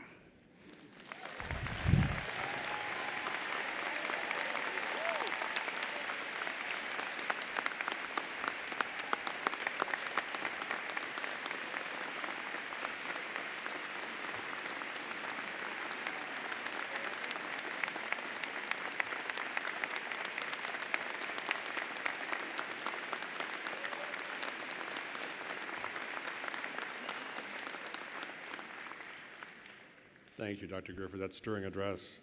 It is an honor to have you here today as our speaker. I'd now like to ask Dean Azar to come to the podium to present the honorary degree to the Honorable Miguel Angel Mancera Espinoza. We'd also like to acknowledge the members of Mexico City's Executive Cabinet here in the audience with us today. Dean Azar.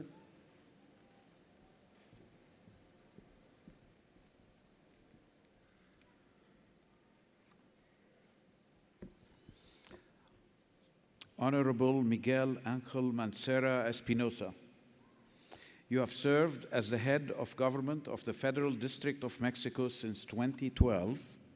You are widely regarded as one of Mexico's most effective political leaders, and your administration has distinguished itself for significant advances in healthcare and administration reform, as well as for your efforts to fight human trafficking. As mayor of Mexico City, you have been recognized nationally and internationally for your progressive stance and promotion of social justice in one of the world's largest and greatest cities.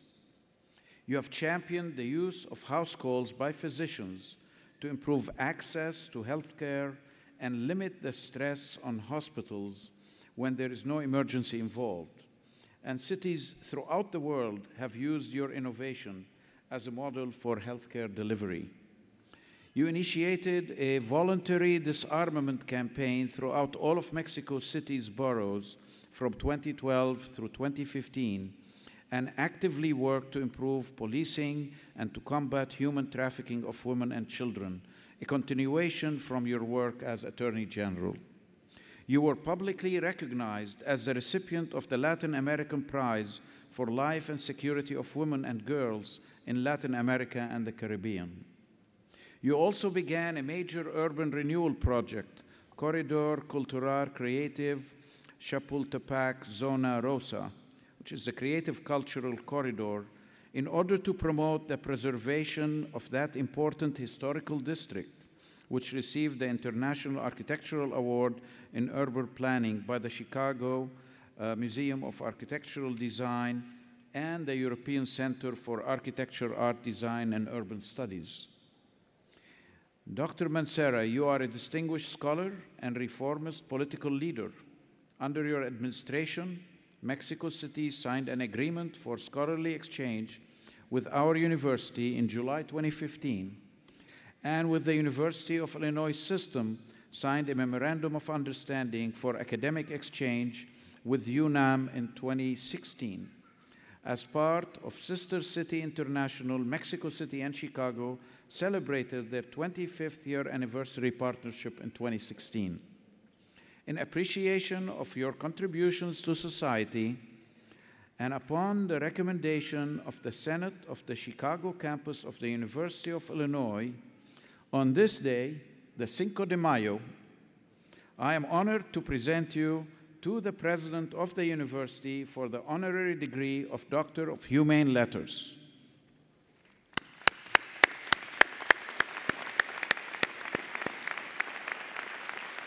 Secretary of the Board of Trustees, Didi Williams, please escort the Honorable Miguel Ángel Mancera Espinosa to the center stage. President Killeen, please come to the podium.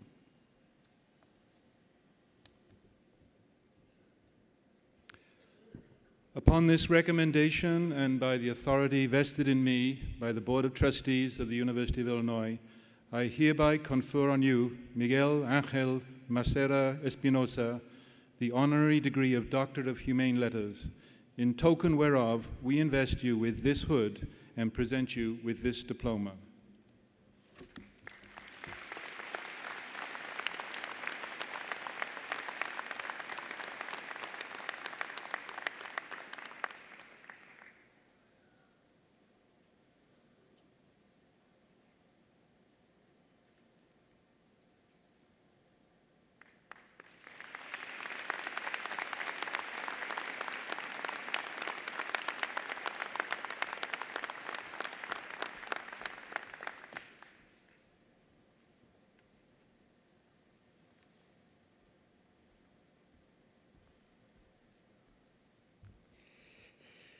Thank you very much. I'm very nervous because I'm also the same class, the class 2070, right? 2070 class. I remember forever for my life. Good afternoon to all of you. I would like to greet the great pleasure, Dr. Timothy Killeen, President of the University of Illinois, Dr. Michael Amidiris, Chancellor of the University of Illinois in Chicago, and the authorities of this great institution. To the members of Mexico City's executive cabinet, friends and press and guests. It is a great honor for me to be awarded the honorary doctor in human leaders from the University of Illinois in Chicago. I will recognize the institution for its commitment to great causes in our contemporary work. A clear example of this incomparable work is the area of health, made evident by having the biggest school of medicine in the United States. It is not surprise. This is the College of Medicine. It's among the 50 best schools in the country in terms of research, having dedicated more than $400 million in this regards. In this sense, the distinction being the word to me today fills me great proud, because I have paid special attention to this issue during my job as mayor of Mexico City. I would like to particularly highlight the launch of the Doctor at Your Home, a program that today provides real and universal access to health services to people who did not have, due to their economic situation, lack mobility or lack knowledge. According to Truth, this program, we have benefited more than 200,000 persons who were in a vulnerable situation by visiting more than 2.5 million homes in 90% of the total neighborhoods in my city. This confirms that program has an inclusive, humanitarian, universal, and outlook to the effects the valued guiding with us, which of course we share this honorable institution. The good outcomes the Doctor at Your Home has have allowed to establish agreements with other entities in Mexico for its replication, as well as with educational institutions and public agency in other nations for assessing and improving it. Such is the case of the collaboration that we have established with the University of Illinois in Chicago. So we can run joint projects for research and academic changes. It is also the case of our agreement with the Illinois Senate to allow the program use, which means that we in Mexico City, we are willing to share good practices to could be benefit our population on both sides of the border. And we are not forgetting that the College of Medicine of the University of Illinois is the educational institution with the greatest percentage of Latino students enrolled in the United States.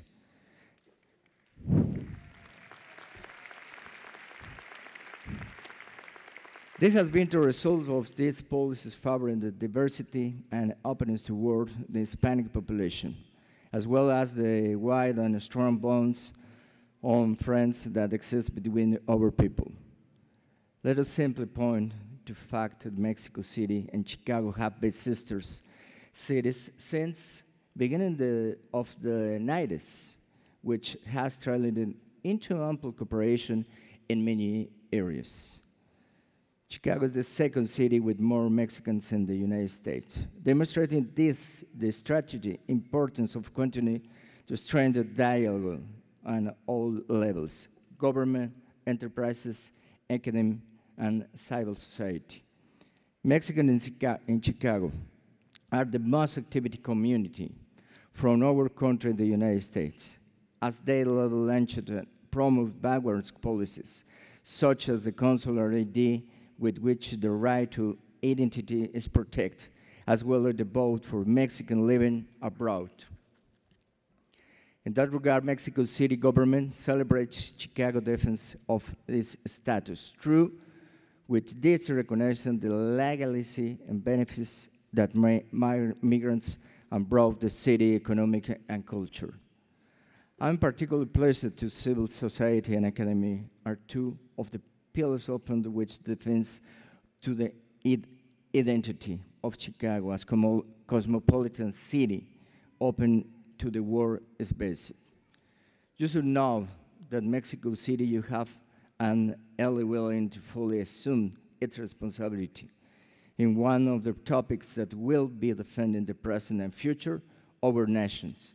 Because Mexico City is better prepared than before to be an actor with the kind of responsibility and global outreach the biggest urban center in the continent should be have. Proof of this that we now have our first political constitution, which covers and protects the rights gained through the struggles undertaken in our capital city in the last 20 years. This is a political document without precedent in our country and throughout Latin America, because besides having a progressive character, it pays special attention to the protection of the most vulnerable groups with the object of bringing down inequalities in our society. I do not have anything else to say, but to retreat to deep gratitude and honor that I feel in receiving this honorary doctorate in human letters from an institution with which we share the conviction of working in favor of the humanity grades cause. Thank you very much, and I want to say to graduates, you have skills, you have knowledge, but you have special skills and special knowledge different than other professionals, because only you can save life. This is very special, and you are different than the other professional. Please, please, do the work with conviction and go forward with the Latin American. A mis amigos de México, a mis connacionales, los felicito por este gran esfuerzo. Quiero desearles el mayor de los éxitos. Nos llena de orgullo que ustedes logren estos grados, estos reconocimientos en los Estados Unidos de Norteamérica. Verdaderamente nos sentimos orgullosos de estos grandes logros y, por supuesto, orgullosos de que esta universidad reciba, como recibe a la comunidad latina que tanta fuerza tiene en los Estados Unidos de Norteamérica. Thank you very much for this great honor to Mexico City. On behalf of Mexico City, thank you very much to the Latin folk.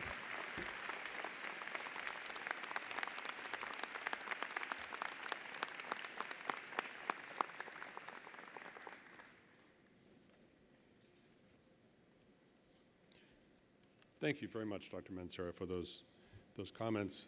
We very much appreciate you being here today, and congratulations again.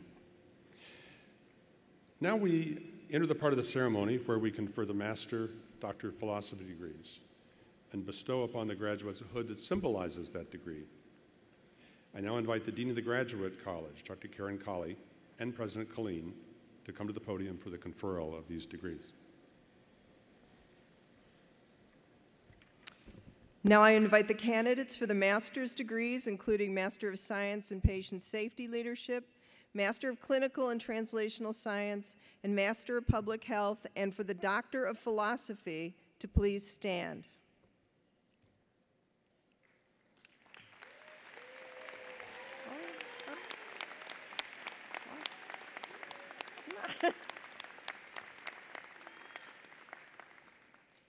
Upon the recommendation of the faculty and by the vote of the Senate, I have the honor to present the candidates for the Master and Doctor of Philosophy degree. Upon these recommendations and by the authority of the Board of Trustees, I confer on each of you the Master or Doctor of Philosophy degree for which you have been presented and admit you to all the rights, privileges, and responsibilities of that degree. Congratulations.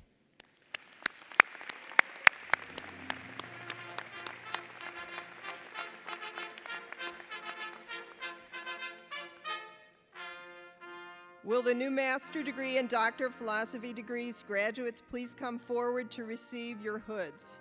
I now ask Associate Dean Dr. Jorge Girardi to please come to the podium to read their names.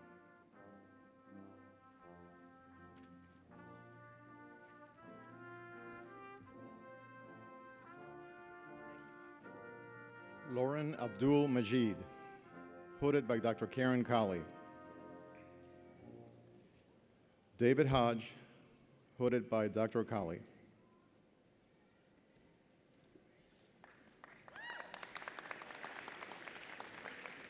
Suki Kang, hooded by Dr. Karen Colley.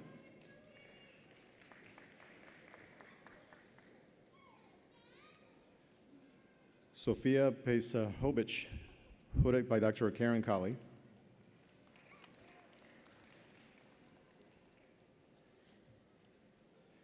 Jake Silbert, hooded by Dr. Karen Colley.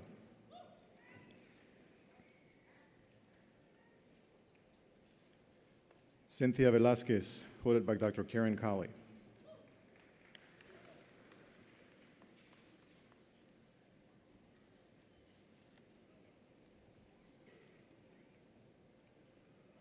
Congratulations to our master degree graduates. Now we will present the graduates with the Doctor of Philosophy degree. Dr. Khalid Al-Sharwayi, hooded by Dr. Beluv Prabhakar.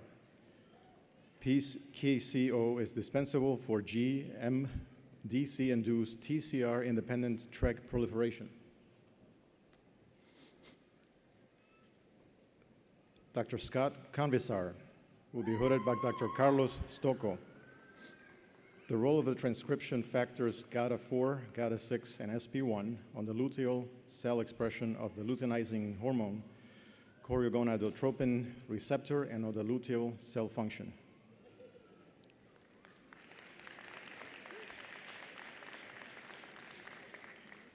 Dr. Danielle Dewall will be hooded by Dr. Angela Tyner, hexokinase 2 in liver cancer.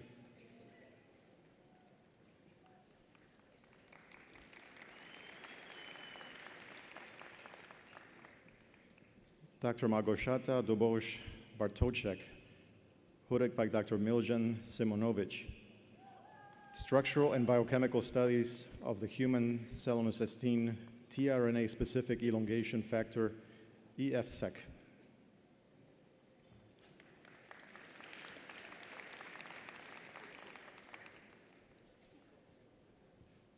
Dr. Indira Elangovan will be hooded by Dr. Sekar Reddy. Regulation of lung cancer by FOSL1 and JUN transcription factors, novel insights and implications.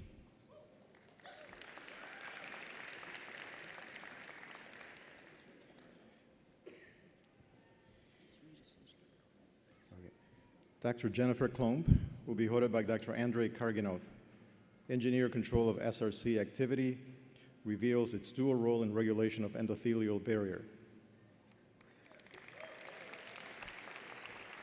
Dr. Kevin Cruz will be hooded by Dr. Yulia Komarova, and Catherine regulates the endothelial barrier.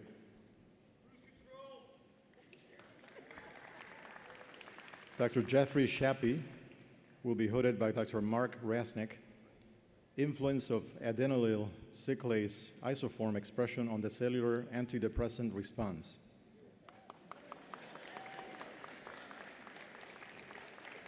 Dr. Rasha Shalaby will be hooded by Dr. Alan McLachlan, epigenetic regulation of HBV virus biosynthesis.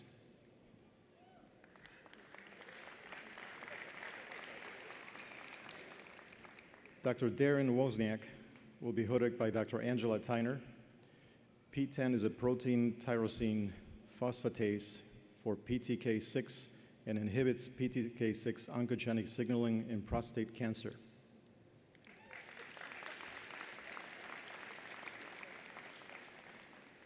Dr. Sarah Baumgarten will be hooded by Dr. Carlos Stocco. Role of the insulin-like growth factors in granulosa cell differentiation and ovarian follicle maturation.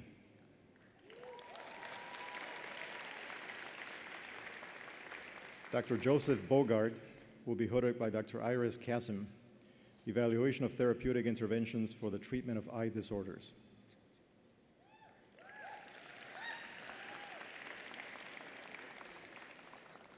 Dr. Jason Berman will be hooded by Dr. Richard Geminghat, recombinant protein immobilization and control release mediated by a non-covalent protein anchor.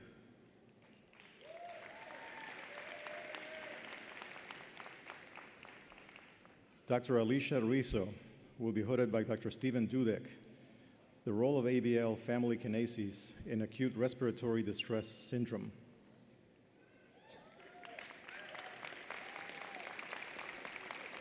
Dr. Alan Yee will be hooded by Dr. Thomas Royston. Multiple scale analysis of the fractal structure of the brain using diffusion magnetic resonance imaging.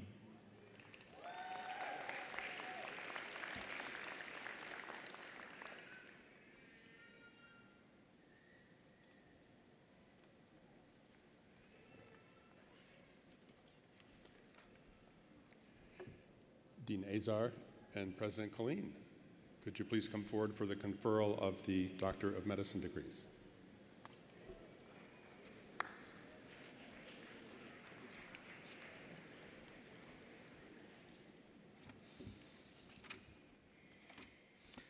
So as I told you earlier, today is one of the best days of the year, and this moment is the best part of the day. Now, will the Doctors of Medicine candidates please stand?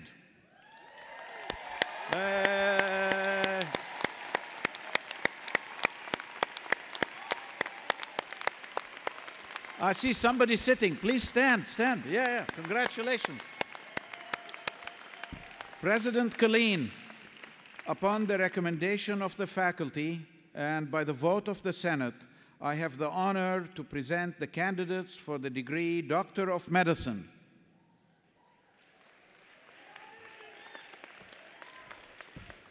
Upon these recommendations and by the authority of the Board of Trustees, I confer upon each of you the degree Doctor of Medicine, for which you have been presented, and admit you to all the rights, privileges, and responsibilities of that degree. Congratulations.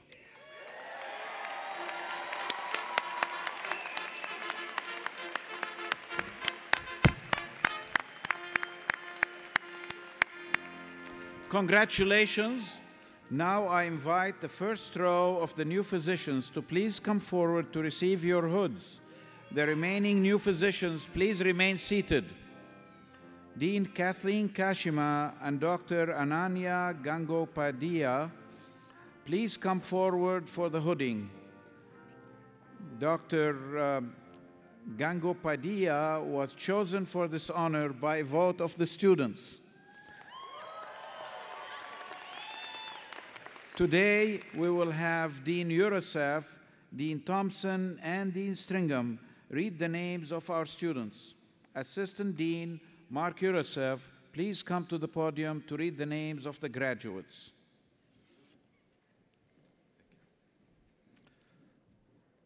Dr. Lauren Abdul Majid. Dr. Jennifer Adams. Dr. Frank Aguilar. Dr. Betty Allen.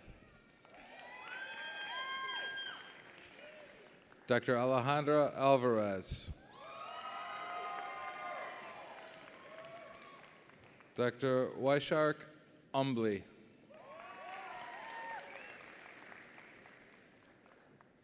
Dr. Natalia Arana. Dr. Nikolai Arendovich. Dr. Adrian Baksh. Dr. Cameron Baldies. Dr. Lukman Balush.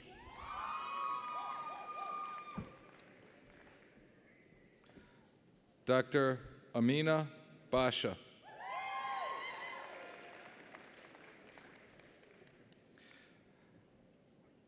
Dr. Sarah Baumgarten. Sarah was also awarded the Michael and Kate Barani Research Award.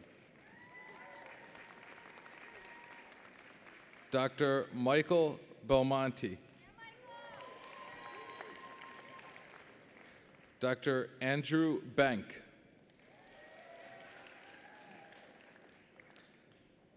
Dr. Joseph Bocci.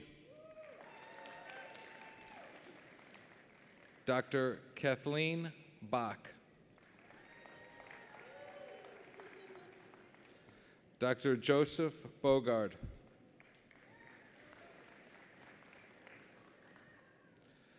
Dr. Vilma Bonilla Zurich.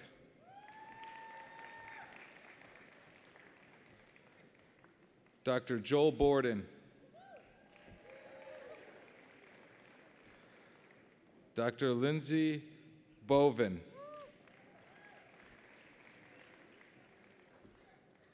Dr. Perry Bradford.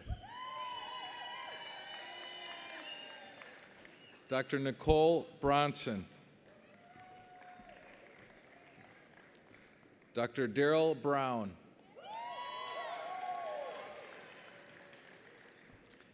Dr. Joshua Brownell.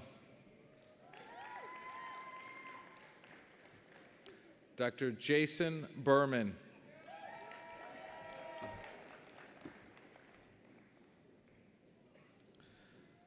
Dr. Alana Yvonne Burnett.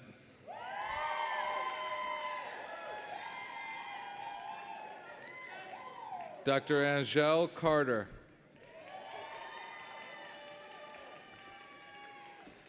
Dr. Mamatha Challa.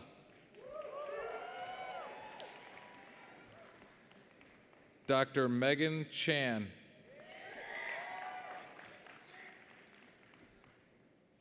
Dr. Jan D. Chang.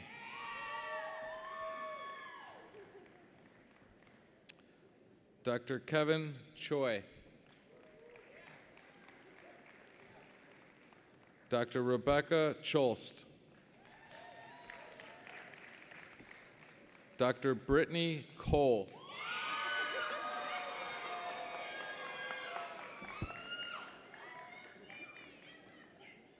Dr. Alexander Kreider. Dr. Susana Quadros.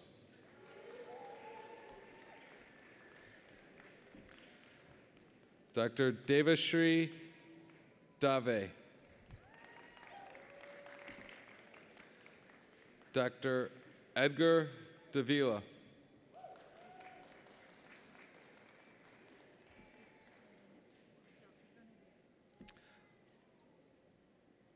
Dr. Maureen Davis.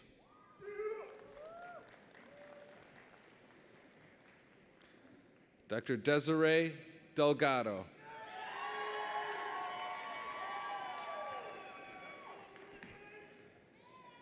Dr. Hillary Dietz.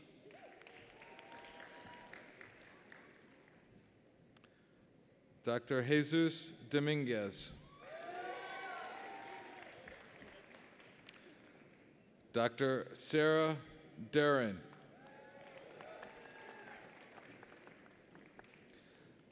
Dr. Lena Almuti.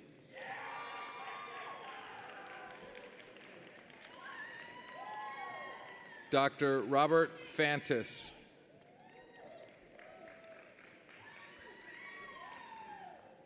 Dr. Ryan Fields.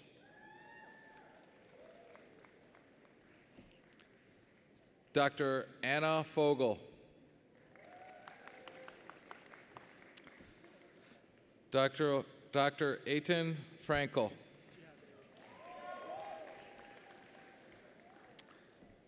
Dr. Peter Fredericks.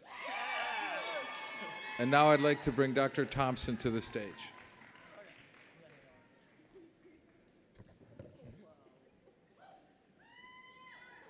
Dr. Jacob J. Friedman.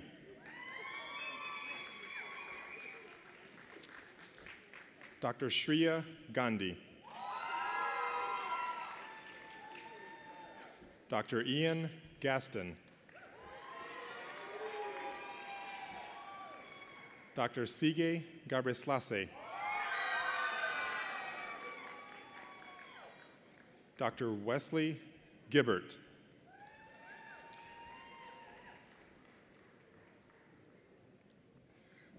Dr. Polly Godfrey.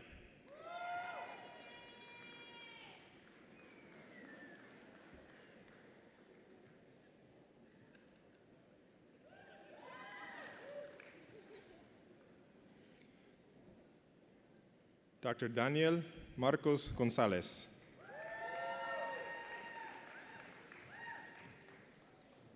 Dr. Priya B. Gopinath.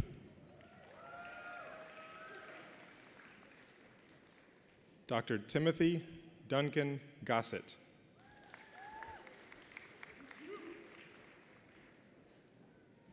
Dr. Emily Graber.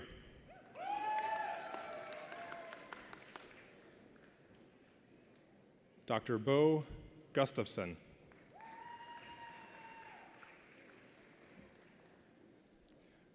Dr. Josiah Hahn.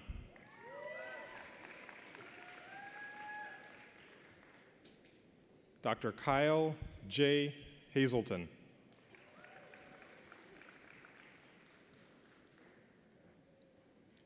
Dr. Kimberly Ann Helseth.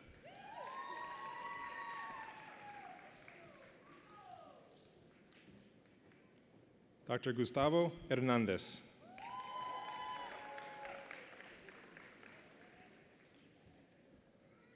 Dr. Jason Hernandez.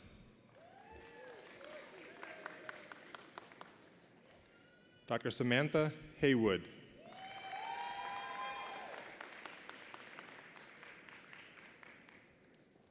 Dr. David Haj.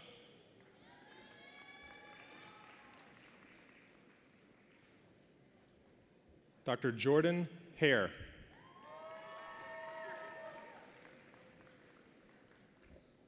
Dr. Angela Siobhan Holliday.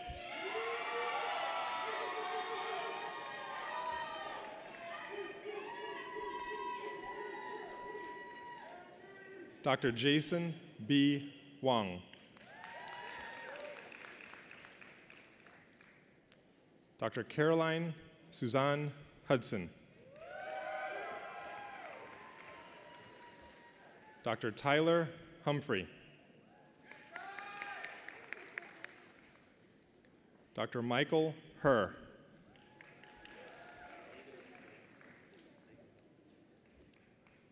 Dr. Abdi Samad Muhammad Ibrahim.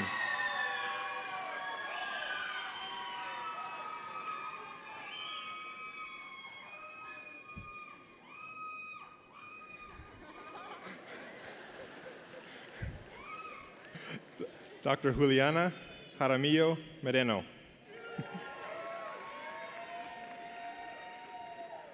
Dr. David Harava. Dr. Sarah Jarger.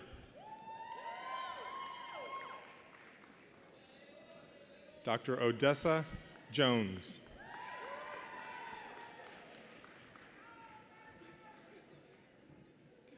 Dr. Adiba Khan.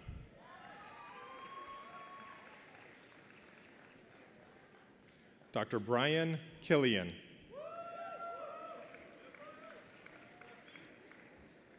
Dr. Andrew Kim.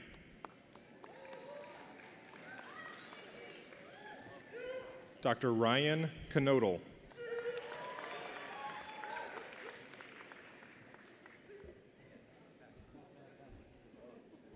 Dr. Brent A. Kokubun. Dr. Owen Kramer.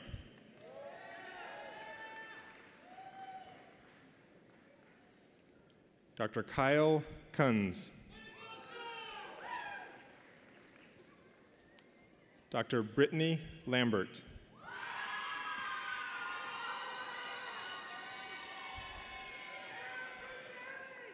Dr. Patrick Lanter.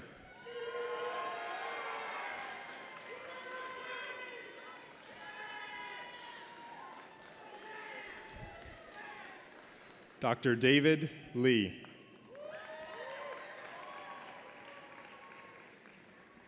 Dr. Betty Lee. Dr. Kelly Leese.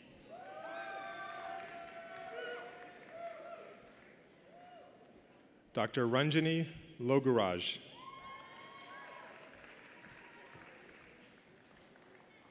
Dr. David Lucero.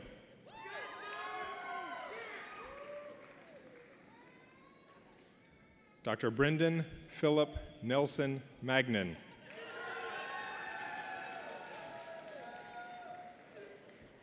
Dr. Luis Manin.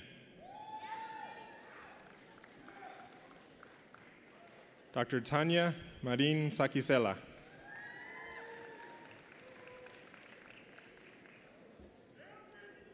Dr. Jerry Markar.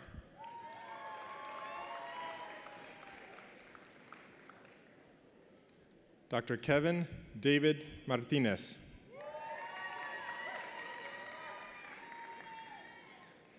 Dr. Benjamin Mayo.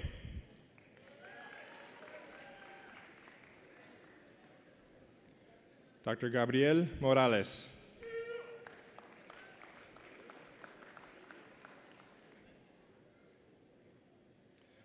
Dr. Ryder Moses Kessler, excuse me.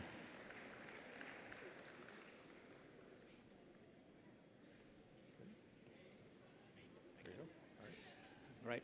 Dr. Jeffrey Mutuk. Dr. Danielle Nagel. Dr. Ronald Ng.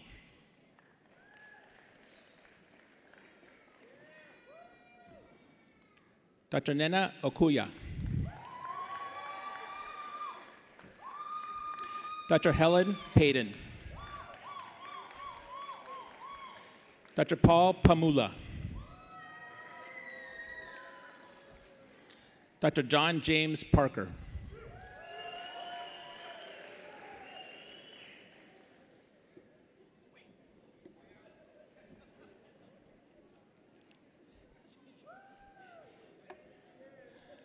Dr. Michael Perez.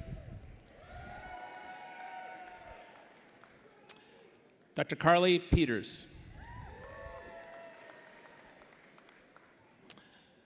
Dr. Peter Petropoulos.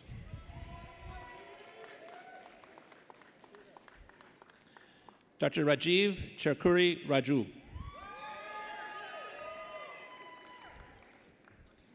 Dr. Shavini Rangwala. Dr. Berju Rao. Dr. Crystal Rayon.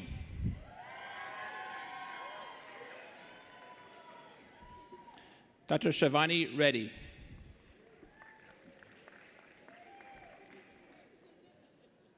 Dr. Jayun Grace Rim.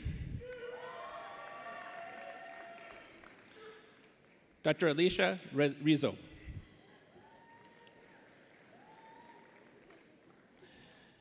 Dr. Kiara Monet Rogers.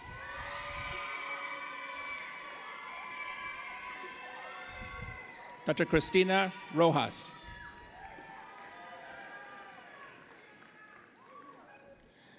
Dr. Jeffrey Rosenwinkel.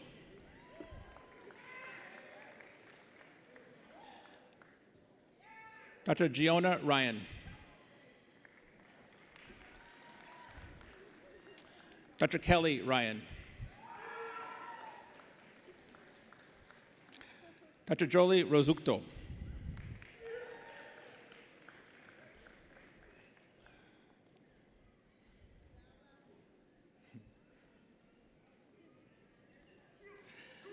Dr. Elizabeth Sanchez. Dr. Ronaldo Sanchez.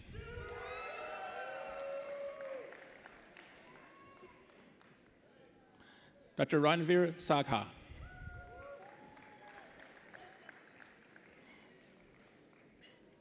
Dr. Chantel San Miguel Giquel.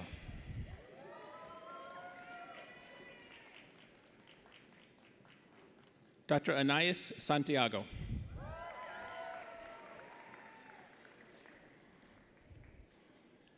Dr. Joan Elizabeth Savage.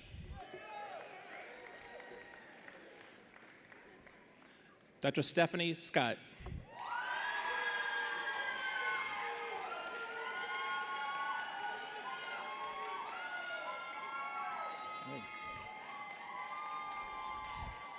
Dr. Supun Shah.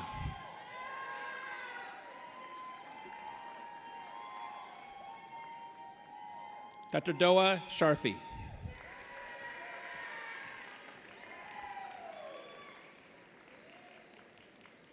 Dr. Jason Taylor Silberman.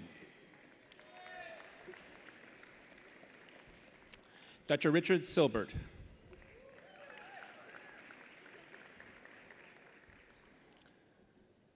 Dr. Wesley Tomas Soril.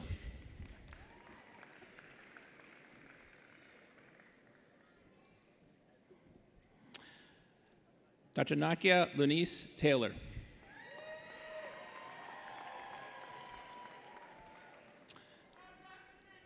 Dr. Mira Thukar.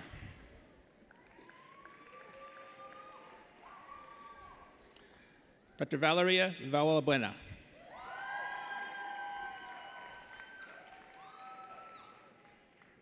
Dr. Gabrielle Van Spybrook.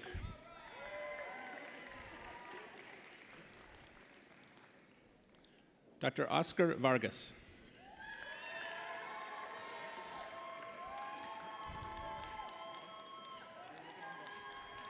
Dr. Samuel Wainwright.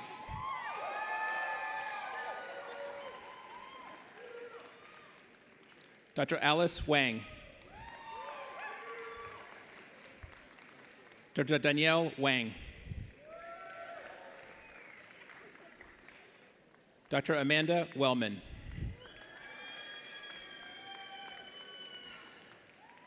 Dr. Ayana Yvonne Worthy.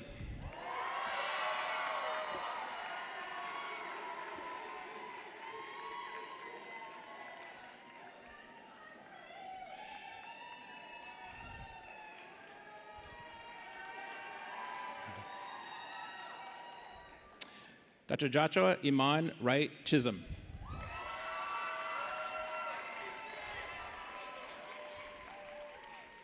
Dr. Alan Yee.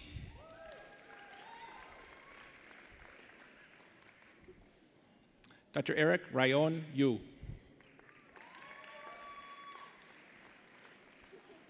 Dr. Weili Zhang. And Dr. Eric Zielinski.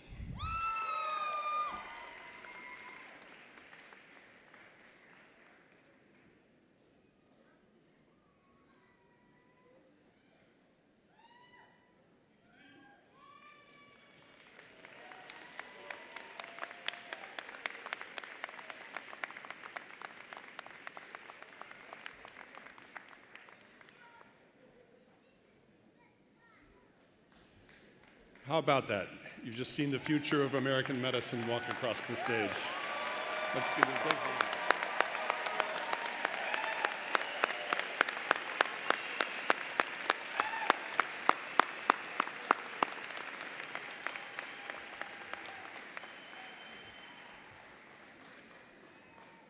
It is now my pleasure to introduce Dr. Javette Orgain, Chair of the University of Illinois College of Medicine Alumni Council. Dr. Javette Orgain is the current chair of the council. She received her undergraduate degree from UIC in 1972, completed her MD in 1981, and received an MPH from the UIC School of Public Health in 2005. Dr. Orgain has been in family practice for over 35 years and currently serves as the speaker for the American Academy of Family Physicians, representing over 129,000 physicians and medical students worldwide. She's an associate professor of clinical family medicine at the University of Illinois College of Medicine and medical director, consultant for the Village of Park Forest Health Department. She formerly served as medical director at the University of Illinois Hospital and Health Sciences System's Miles Square Health Center until 2013. Now, among her many accolades, in 2000, Dr. Orgain served as the 100th president of the National Medical Association, the oldest and largest organization representing African American physicians and health professionals in the United States. Dr. Orgain, please welcome to the podium.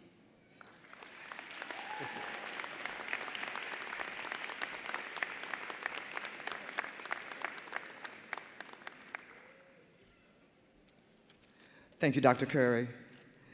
Good afternoon, members of the dais, faculty, parents, guests, and Dr. graduates. Give yourselves another hand.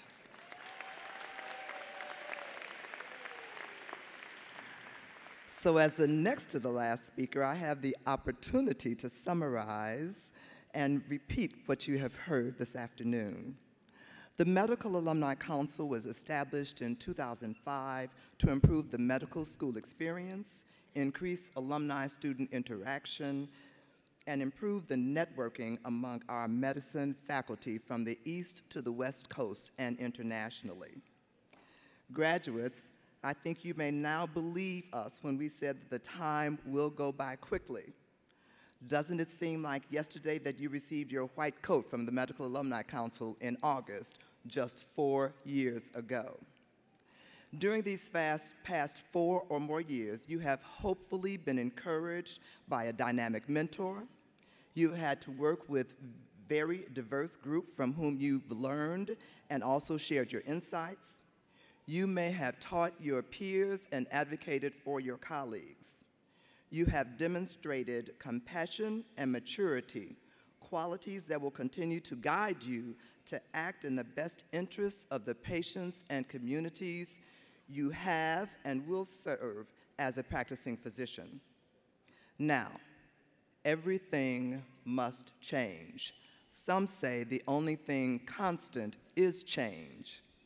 So while the healthcare landscape is rapidly changing and there are many uncertainties, today is your day. Cherish it. Another door is opening for you. Step your foot boldly across the threshold and change the future of medicine. Continue to be the face of the University of Illinois College of Medicine. Continue to advocate for and mentor the classes that will follow you. Share your invaluable experiences from these previous 4 years and going forward. Promote the principles we stand for in this, our profession, and enunciated in the physician's oath. I implore you to work to ensure that all persons, regardless of race, ethnicity, color, national origin, sex or gender identity, or disability, have access to affordable, high-quality, comprehensive, coordinated health care. As a member of the Board of Directors for the American Academy of Family Physicians and our foundation, we have a promotion called Health is Primary. Health is Primary. Today, the Medical Alumni Council salutes you. We hope that you will join us again as you promote the College of Medicine. On behalf of the Medical Alumni Council, I am pleased to add my congratulations to you all as you move forward in your careers. Thank you in advance for what you will accomplish for the betterment of the public's health. Congratulations.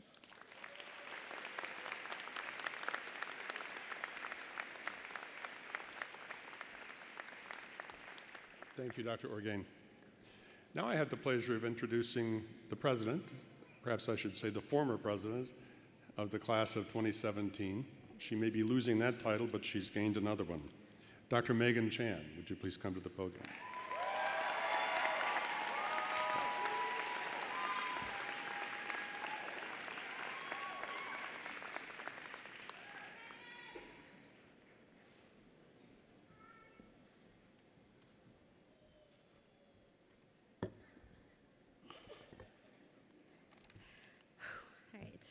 Good afternoon, ladies and gentlemen.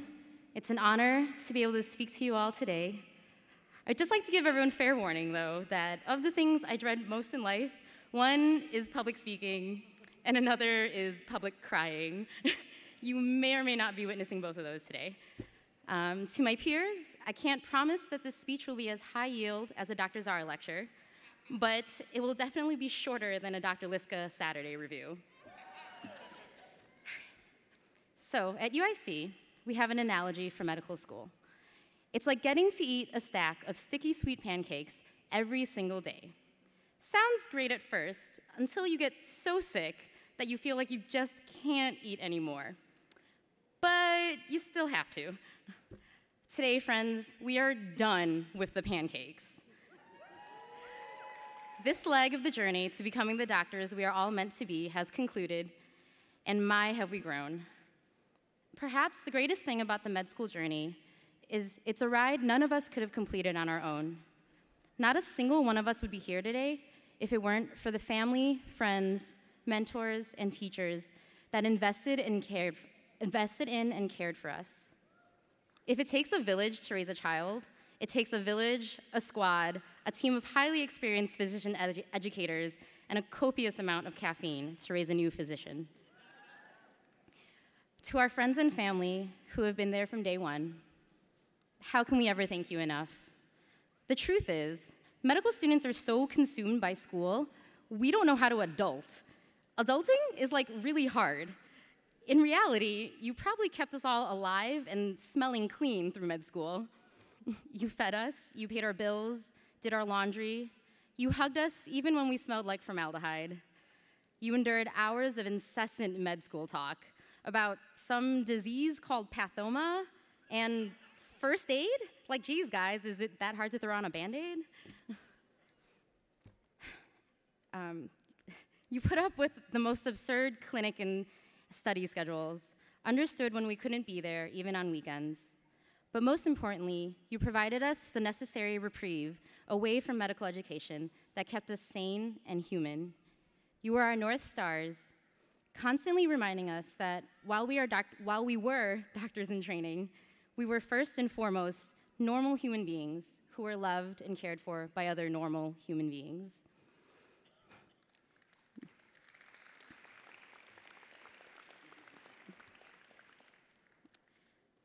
As medical students, some of us saw our first patient death or other gut-wrenchingly difficult cases.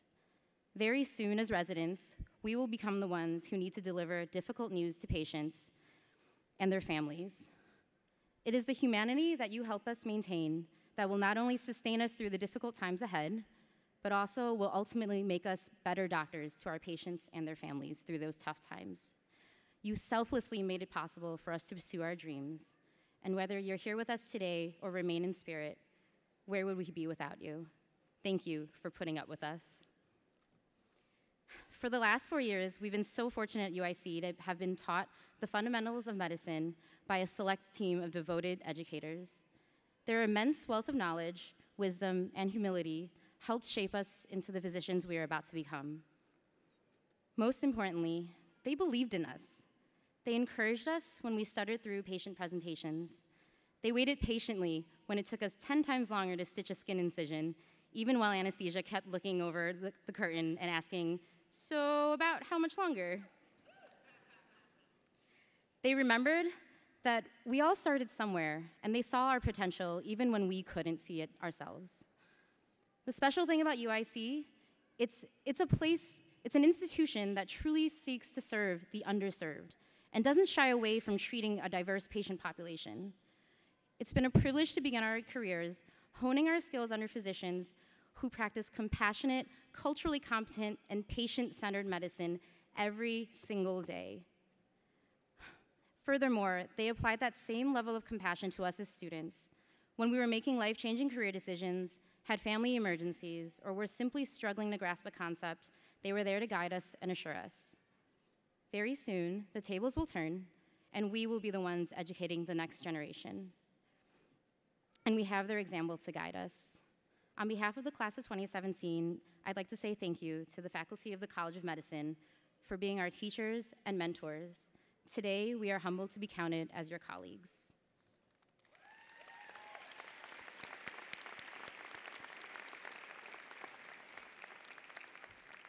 All right, and now, to my fellow classmates, who've all been my inspiration for the past 4 years.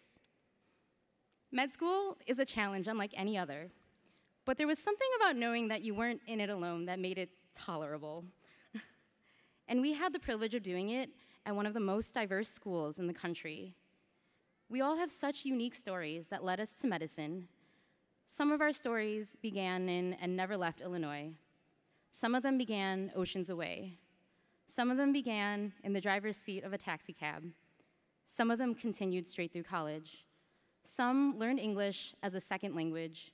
Some, growing up, never had a role model that looked like them before. All these stories wove together into the amazingly compassionate and deserving group of doctors before me today. Together, we've been elbow deep in formaldehyde into the wee hours of the night, braved the seats of EEI auditorium, survived more exams than any human should be subjected to, and celebrated the end of each one in epically ratchet fashion. We survived TBLs, put step one behind us, survived our clerkships, and made it to the end of the interview trail. When the class of 2017 started medical school, the Affordable Care Act was just becoming a reality. Now, we are about to enter residency at a time when the future of American healthcare is unclear. Just yesterday, the House of Representatives voted to repeal parts of Obamacare. If this happens, the most vulnerable among us will need us more than ever to advocate and to protest, to research and to innovate, to resist and persist on their behalf. At a time when hate has been emboldened to be even more present in our everyday lives, the experiences we've shared here cannot be taken for granted.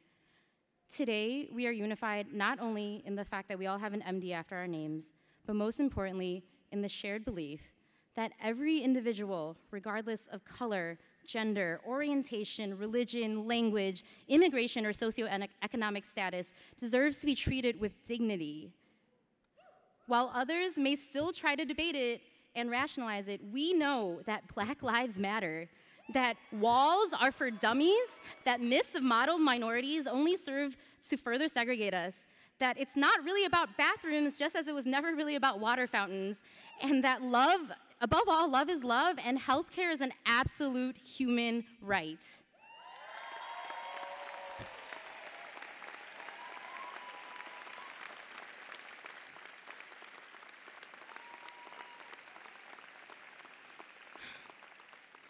I have every confidence that wherever your respective journeys continue, that all of us will continue to fight the good fight. Because while policies may change, the mission for physicians to indiscriminately serve our fellow man will always remain the same.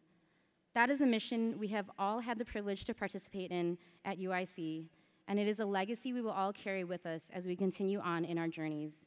And we should all be so proud of that. And lastly, I'd like to leave you, my peers, friends, and fellow doctors, with this. Some of my fondest memories of med school will always be the times spent in simple conversation with you, whether it was over a meal, between classes, in study spaces, at the gym, or on the wards.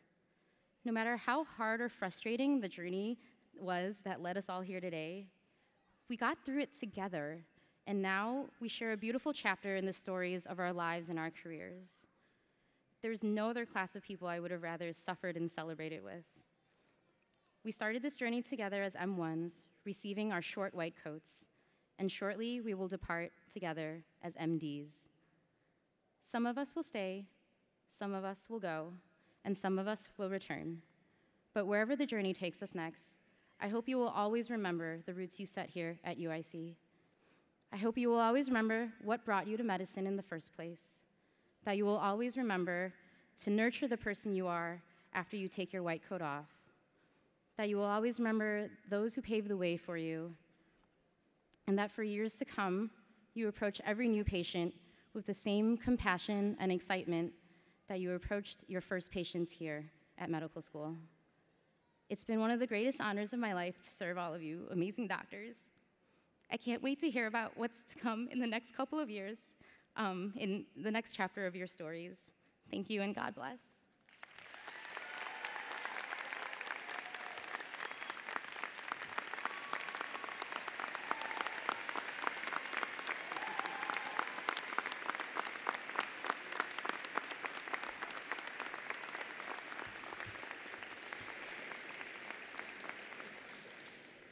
Thank you, Dr. Chen. We now near the end of the program with the more solemn and perhaps most significant thing we will do today. I invite Dean Azar to please come to the podium for the recitation of the physician's oath, known also as the Declaration of Geneva.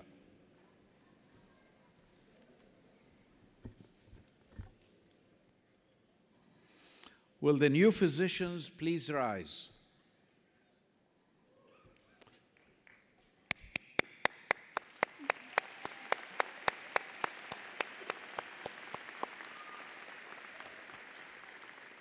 Throughout history, the Hippocratic Oath has stood as a symbol of the physician's responsibilities and commitment to patient welfare.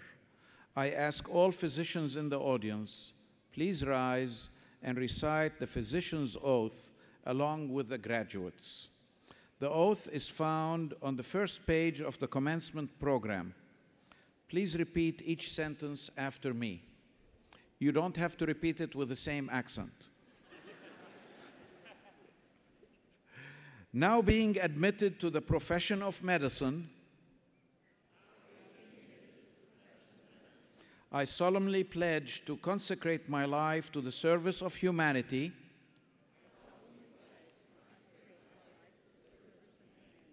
I will give to my teachers the respect and gratitude that is theirs due,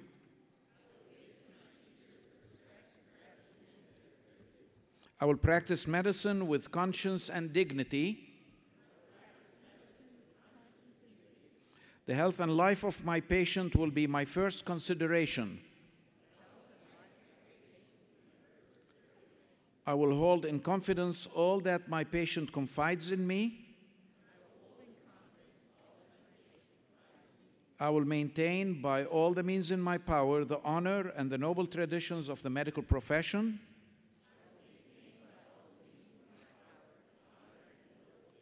My colleagues will be as my family. I will not permit considerations of age, disease, or disability, creed, ethnic origin,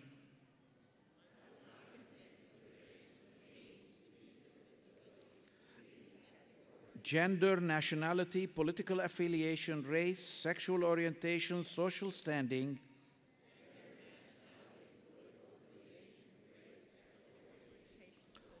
or any other factor to intervene between my duty and my patient.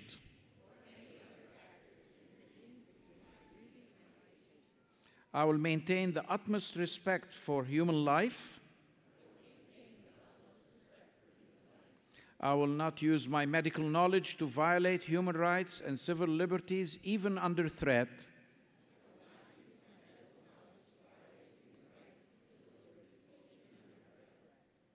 I make these promises solemnly, freely, and upon my honor.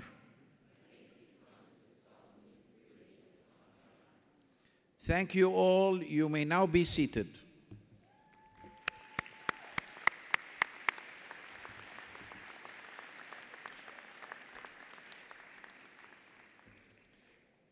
Now, as we conclude this commencement ceremony, I want to take this opportunity to congratulate once more all of our College of Medicine graduates. Don't forget, it is not the destination, and this is not a destination, but a part of a journey. I now ask that everyone on the platform please rise and join me one more time in congratulating all of the College of Medicine graduates of 2017.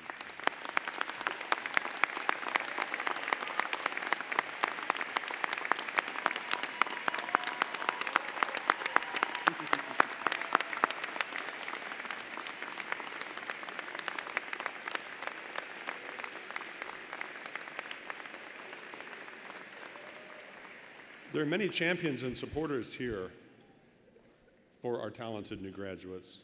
And once more, I'd like to ask all the parents, spouses, significant others, family members, friends of the graduates to please stand and be recognized. Yeah.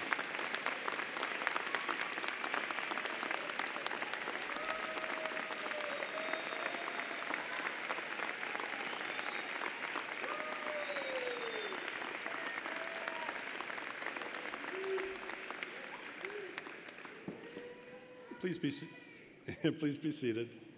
We would ask that the members of the audience please remain seated until the platform party, the faculty, and then the graduates recess from the floor. To exit and meet your party, guests should use the street-level doors of the pavilion. Faculty, please recess out following Dean Walden after the platform party has left the stage. Graduates, please recess following Senior Associate Dean Kashima and Assistant Dean Urosov as you process around the pavilion floor. The ushers at the outside of the aisles will assist in dismissing each row of graduates, and you can then meet your party outdoors.